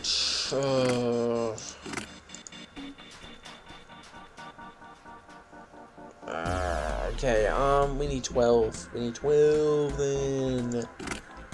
So...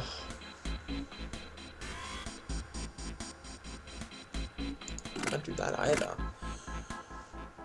God damn it. Okay. 2. So that would be 17. Well, sorry, I'm very sleepy at the moment. 7. So that would be 8 that we need. 8. 2 will be 13. So maybe the 6 and... still the 6 can go in now. We would need 7. So 4... 3. 7 and 3? Yeah, it's definitely not gonna work. Okay.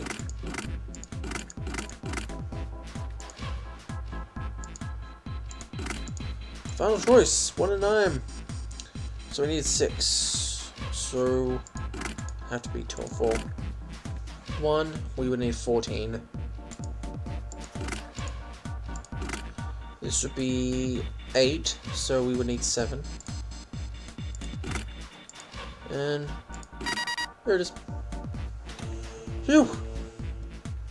There we go, all pins inserted. All lights lit. We did it, the power's now on. It looks like there's electricity going through the monitor now.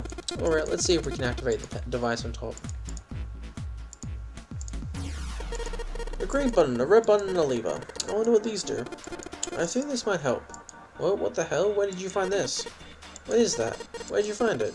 I found it when you were messing around with the pinholes. It looks like instructions for this thing. According to what it says here, this thing is a remote control for that. That? Yeah, that. Right here. What's he pointing? Oh, that machine over there. Apparently it's called the Pushmaster 5000. Are you serious? Whatever. So what are we supposed to do with the Pushmaster 5000? You see the coffin over on top of the crates? Yeah. Don't you want to know what the deal is with this? I do. You want to check it out? Yeah. Alright, how do you think we're going to get that? Well, there are some crates on the right side of the fence that someone's powered up. Like stairs. Maybe we can make a path of the coffin from there. How would you do that? Line up the crates, I guess. Yeah, that sounds about right. Guess this is just another of Zero's puzzles. Yeah. Anyway, let's give it a shot. Looks like the Pushmaster 5000 runs off a battery, so keep it from using up its energy too fast. It's been programmed so it'll only start moving once its path has been completely programmed in. Alright. I'll keep that in mind. The monitor shows a top-down view of the area where you can move the machine.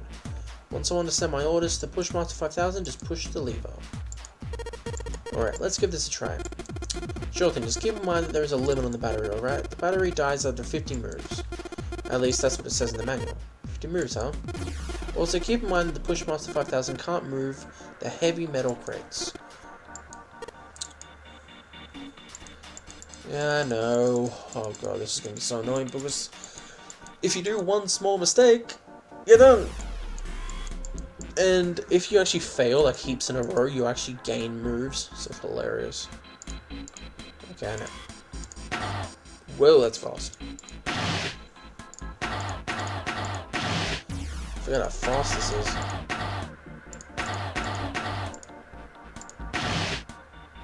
Did I fail? Yep, I failed. Okay,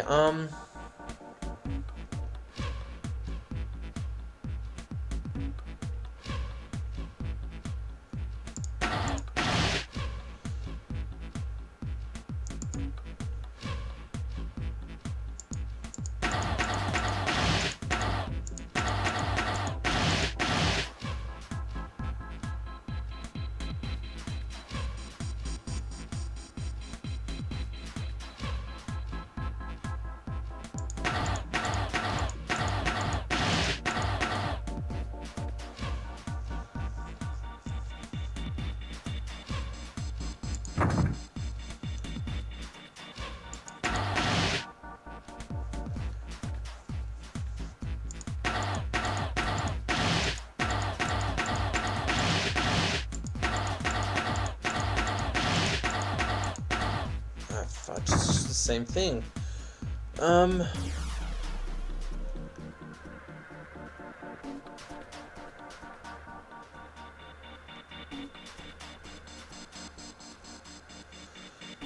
What am I meant to do then?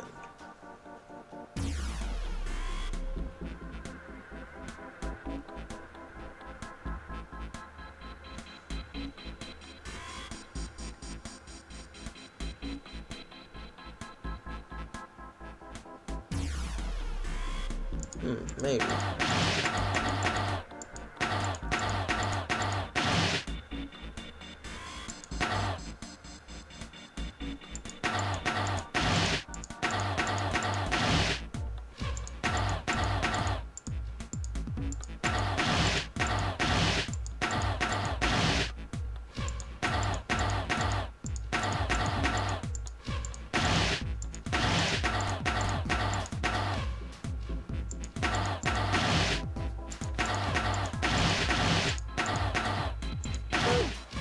Oh, that would have failed anyway.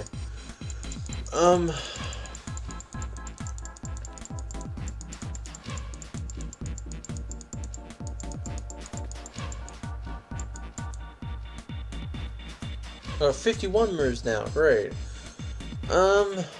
This is very annoying. More annoying than I realized.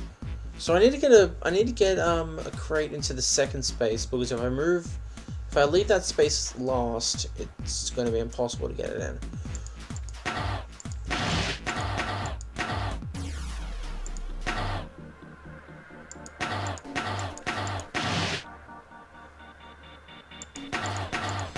Yeah, I'm just doing stupid things.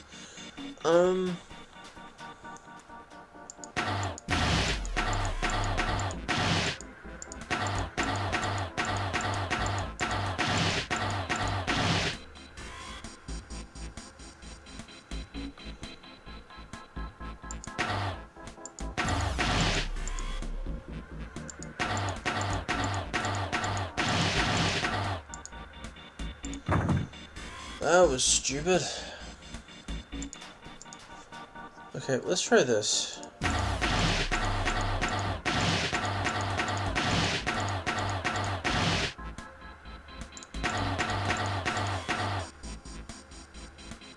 Hold up.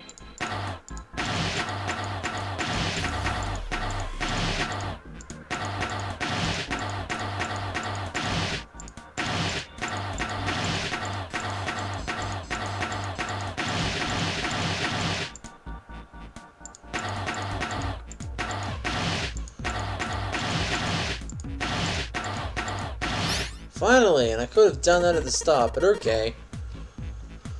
Yeah, I'm done putting in the program. What do I do next? Just be quiet and watch. See, it's moving already.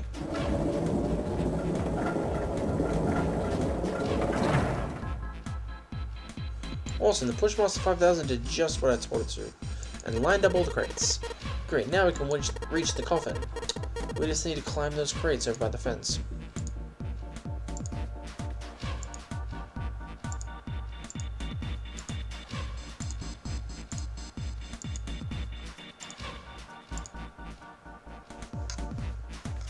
They walked slowly past the row of crates until they came to the coffin. They stopped and nodded to one another, and Junpei put his hand on the lid of the coffin. Mommy! Just kidding. He smirked heartedly at his own joke. Junpei grumbled and shook his head. Whatever, just open it. Junpei resisted the urge to remind Santa that he would have had it open a long time ago if Santa hadn't interrupted, and quickly threw off the lid of the coffin. They peered inside. Was that a gun? Contrary to what they'd expected, the inside of the coffin was quite large. It was mostly empty, but not completely so. Laying on the bottom was a rusty key, and next to the key... It's a gun. Yeah, a revolver. It looks pretty old. I wonder if this is a replica. Junpei reached down slowly and cautiously picked up the revolver. In his hand it felt heavy. He checked the cylinder. There were 6 bullets. He'd never seen a real gun or even a real bullet before. He couldn't tell if these were real or not. The quarrel was rifled, and nothing seemed to be blocking it. As Ace had said, the gun was very old. However, it appeared to have been well maintained. If it was a real gun, Junpei thought it would most likely function perfectly. If it was real. Holding this gun made Junpei feel unpleasant. Carefully, he placed it back into the coffin. You're not going to take it? Of course not. All something like this is going to do is cause more trouble. It's a powerful weapon that gives one person a huge advantage. Something like that would be way too dangerous to have around. We're in enough danger already. I suppose you're right. Maybe Zero put this gun here hoping that something like this might happen. In other words, maybe he put it here to make us fight each other. In that case, we should most certainly leave it here. I, for one, have no desire to let Zero control me.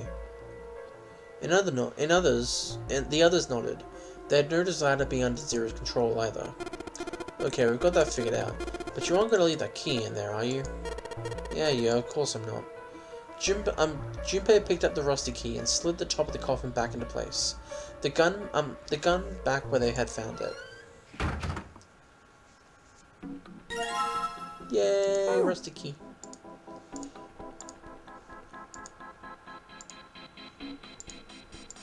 The door leads to the steam engine. Oh, okay. Let's just put this key in here, and yes, sounds like you did it. Yay, it looks like it's open, Jumpy. I see. The key should open the door. Hey, what are you waiting for? Let it go. Yes, it's opening. You found it.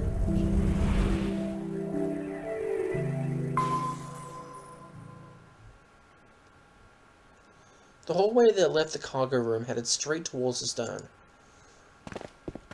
Junpei and the other three proceeded down it, silently. Some distance along it, a large room opened, up on the left-hand side. It looked familiar. An iron grate covered each of the elevators. Junpei and his companions drew to a stop, and began to discuss what their next move should be. We've seen this elevator before. We got off the one on the left just a little while ago. Then we went through the number 6 door that took us to the engine room. And after that we passed through the cargo room. And now we're back here. In other words, we made a loop. We're back where we started. Junpei approached the elevator.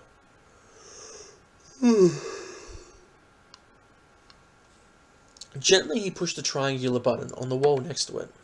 A moment passed.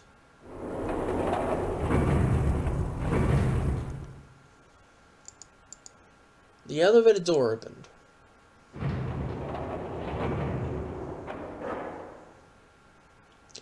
And shut. Pushing the button had apparently restored power to the elevator. The elevator was now functional. What do we do? Should we return to C deck?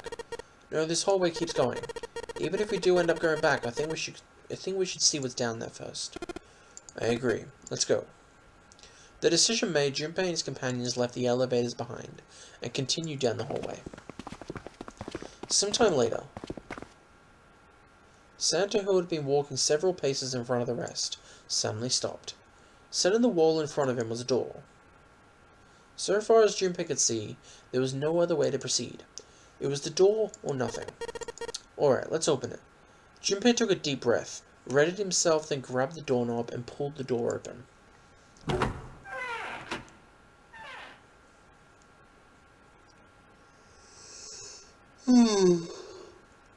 He paused for a moment and stepped through into the room, and there he saw the number that had hung over their heads since they'd woken up. 9. Like the numbers on every other door, this one too was a rough shape made of red paint. Its door was set into the back wall of the room. Junpei leapt towards it with a sudden burst of hopeful energy. It was a large double door, heavy and full of solemn importance. He grabbed hold of the door handle and shook. Nothing, but he hadn't expected it to open. The red sat on the wall next to the door. It's a screen read vacant. Finally, they'd found it. Junpei felt himself overwhelmed by a torrent of emotion. At last they'd found the exit, but cold gripped his heart, and he knew all too well why. as he stood frozen, unsure of what to think or feel. Jumpy, look! Behind you! He spun around and couldn't believe what he saw. It was a door with the number 9 written across it. Was there a second door? Why? Junpei's voice was barely audible, even to himself. He stumbled towards the second door, as if somehow compelled. It was a small single door. It sat in the starboard corner of the room, on the same wall as the door they had entered from, but in the opposite corner. 9. There was no mistaking it. A red sat on the wall next to the door as well. Junpei shook the door handle pointlessly and muttered to himself, Why? Why the hell are there 2 doors? My mouse is playing up again. It was Santa who answered. There were always 2 doors. Just think about it. Zero never said there was only 1 door with 9 on it. It is hidden, but an exit can be found. Seek a way out. Seek a door that carries a 9. Of course, we just assumed there was only 1. After all, why would there be more than 1? Oh man. Jeez. Junpei was stunned. Zero's trick had taken them all by surprise. There were 2 doors. That meant that all 9 people who had met at the central staircase could escape and leave no one behind. Now, the reason for the bracelet numbers being 1, 2, 3, 4, 5, 6, 7, 8, 9 was clear. Divided into 2, the digital root for both teams would be 9. For instance, 1, 2, 7, 8, and 3, 4, 5, 6, 9. The digital root for both teams would be 9. Let's see. 1, 2 equals 3, that would equal 10, that would equal 18, yeah. 3, 4, 7, and then 12, and then 18, and then 27, yeah, 9. Yeah.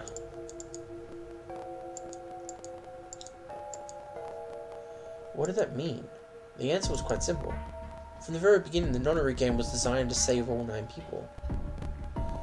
Zero hadn't been lying.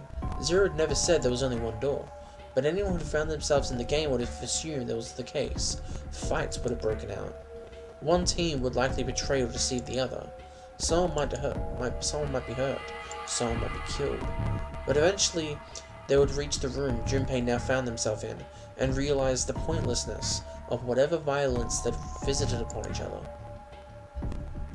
There were 2 doors, no need to kill each other. They'd understand and be appalled, overwhelmed with guilt at what they'd done. Perhaps that was the purpose of the game. That was how the nonary game was meant to be played. Fortunately, they had started to fight one another at least not yet. But if one misstep was made, if the wrong mistakes happened, the stakes would rise and the noose would tighten. The thoughts of it sent a chill down his spine. So what are we going to do, Junpei? A voice broke through Junpei's frantic thoughts. Santa's voice. It brought Junpei back to his senses. No use worrying about the future. He needed to figure out what we were going to do next. There were 4 people in the room. Ace, Santa, Junpei, and June. Their bracelet numbers were... The digital root would be 6. In other words, the 4 of them could go into a door. But what if there were only 3? Could door 9 be opened with 3 of them? It took him no time at all to determine the answer. There was only one combination of 3 people. 1, 3, 5. That would mean... No. We gotta go back. That wasn't a possibility he was willing to consider. Santa and Ace agreed. Yep, I agree. We cannot leave June behind. Junpei let out a breath that he hadn't realized he'd been holding. Are you sure? I don't mind staying. June's body betrayed her true feelings. Her eyes were wet, with the beginning of tears, and her legs shook. Santa said what Junpei had known the moment he realized. Whoa.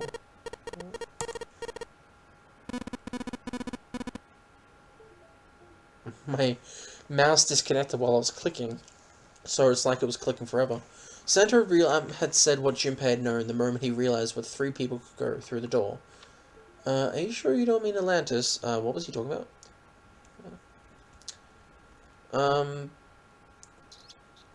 It's okay. There's no way it would leave you behind. Santa had said what Junpei had known the moment he realized which 3 people could go through the door.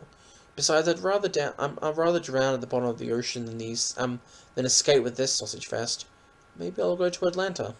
Are you sure you don't mean Atlantis? Oh, right. Perhaps it was the son of reassurance that no one wanted to leave June behind, but Junpei laughed harder than he had in some time. Santa and Ace smiled. You guys... June blinked tears from her eyes, and bit her lip. She didn't seem to know what else to say. Very well. Best we head back to C deck then. We should be able to take the elevator we passed earlier. Perhaps Clover 7 and Lotus will have returned from door 1. Even as Ace spoke, they knew finding the others wouldn't improve the situation. There was no way they could be split into teams. They could both go through the doors. Ace knew it. They all knew it. There was nothing else they could do. They would find the other three and search for another solution. Alright, let's go. Ace looked at all three of them, then turned and headed through the door. Santa and June followed. Junpei started towards the door. Oh, fuck off, Super Ace, wow. Junpei started towards the door. He'd been too busy with other concerns to notice the room itself. It didn't seem terribly important now. But what exactly was it? Junpei looked around the room for the first time, noticing the things that weren't doors with 9 on them. A red carpet ran between 2 columns of wooden benches that ran the length of the room. The carpet began at the large set of double doors, and ran towards the bowed towards. Junpei wasn't sure. Was it an altar, perhaps? There was a small rectangular clove at the end of the carpet, and inside the clove was a raised platform. Resting on it was a coffin. A coffin. What on earth was a coffin doing in a place like that? But before Junpei had time to answer the question... Hey, Junpei, what the hell are you doing? Let's move. Santa's voice echoed from the outside. Okay, I'll be right there. Junpei turned on his heel and left the quiet, somber room.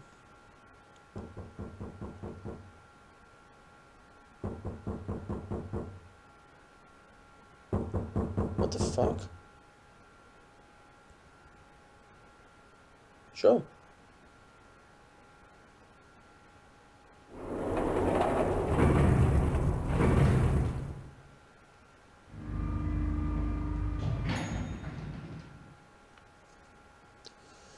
They took the elevator up to C deck. Once there, they headed back towards the main hall and the central staircase. It didn't take them long. Junpei found 7 and Lotus waiting for them. They didn't look happy. We've got a problem. Clover's gone. Junpei and his 3 companions looked at one another. He turned back to 7 and Lotus. What do you mean gone? Santa, Ace, and June had their own questions to ask. When? Why? You 2 entered the door 1 with Clover, didn't you? 7 and Lotus responded as best they could. Yeah, we went through the door together, but Clover barely spoke to us.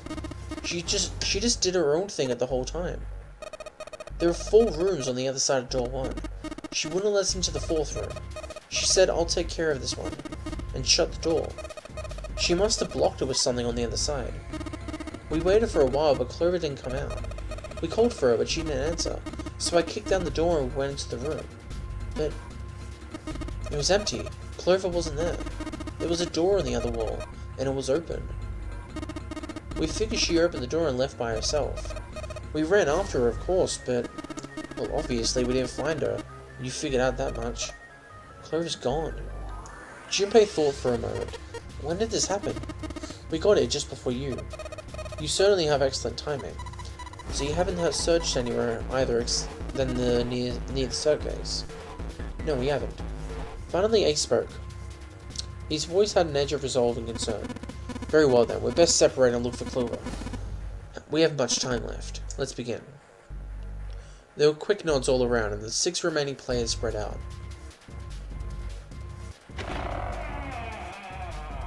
Junpei and June ran into the central hospital room and looked around. She's not here. No, she isn't.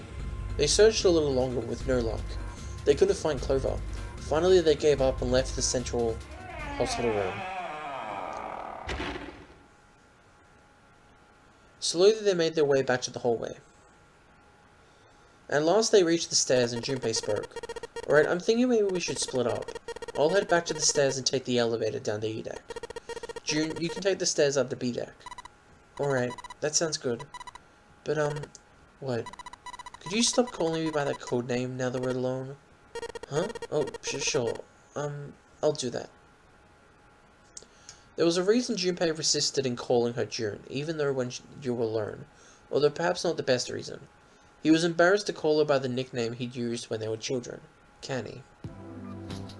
9 years ago it came naturally, after all, they were children, but now that they were adults it felt strange. Regardless of what he might hope for, to call a woman he wasn't dating by such a childish name felt odd to him. Of course, to call her Miss Kurashiki would be even more weird, and simply Kurashiki would seem a little brusque, and although he couldn't put his finger on why, it felt somewhat forward to call her Akane, when they hadn't seen one another for so long. In short, it was simply easier for him to call her June, and leave it at that. Alright, I'm going then. Yeah, be careful, Canny. June, or perhaps more appropriately Canny, blushed and smiled. You be careful too, Jumpy. Yeah, got it. Take care. Junpei looked after her for a moment as she ran up the staircase, then turned around and took off for the hallway.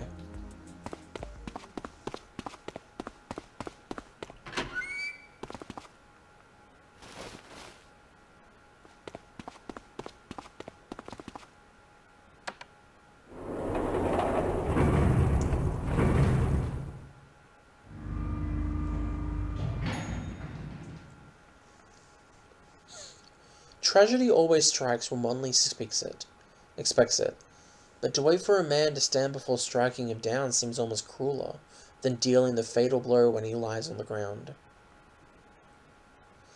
A light in a dark place, June's smile had given him hope, both for escape and possibly for something else. It was that hope that raised his spirits, just enough that they might soon be fully dashed. He opened the elevator, and there she was. A woman sat, slouched against the wall. Lotus. Junpei felt his blood turn to ice. Her body was limp, and her skin smooth and pale as always. It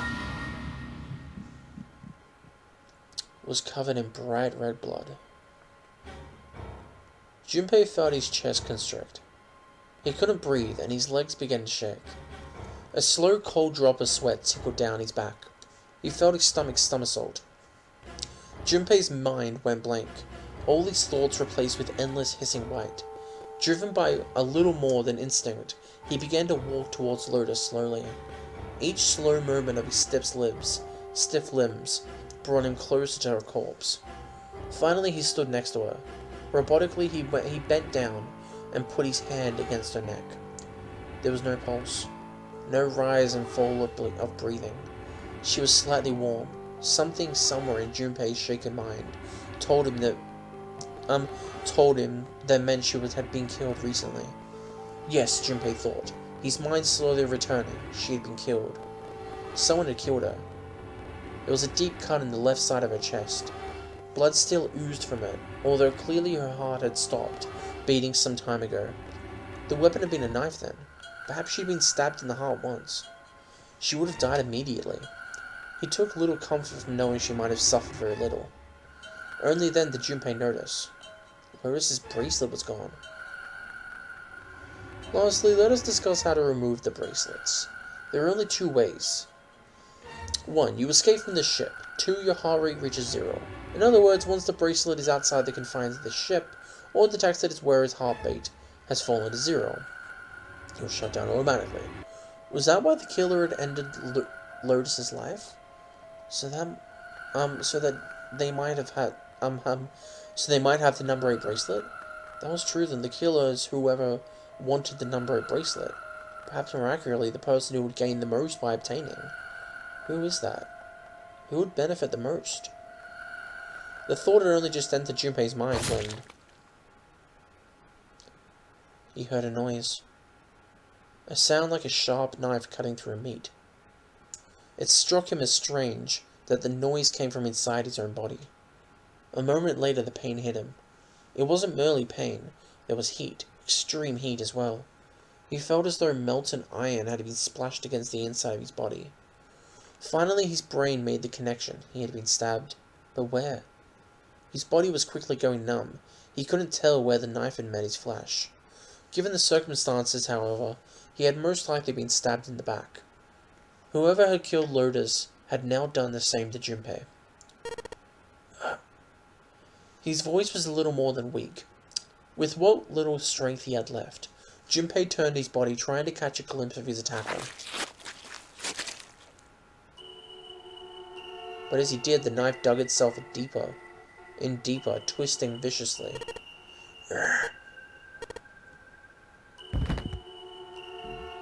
He collapsed to the floor, a puppet with its strings cut. His arms and legs lay where they fell, oddly twisted and awkwardly positioned. Junpei's body was entirely numb.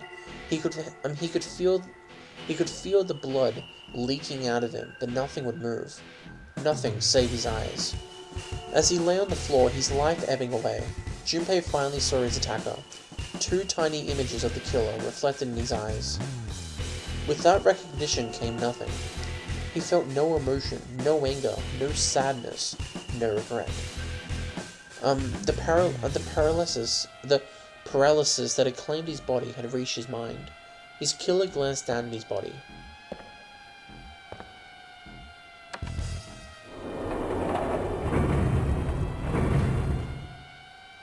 Then, without a word, climbed into the elevator and was gone. His eyesight began to fade, the world grew blurry, and began to dissolve into an empty fog. The fog crept into the edges of his mind, and worked inexorably inward. Soon it swallowed up the last that remained of Junpei's mind, and his consciousness left him. There was nothing more. Into utter emptiness he fell.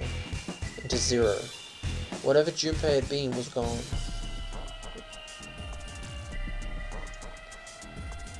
Bad end.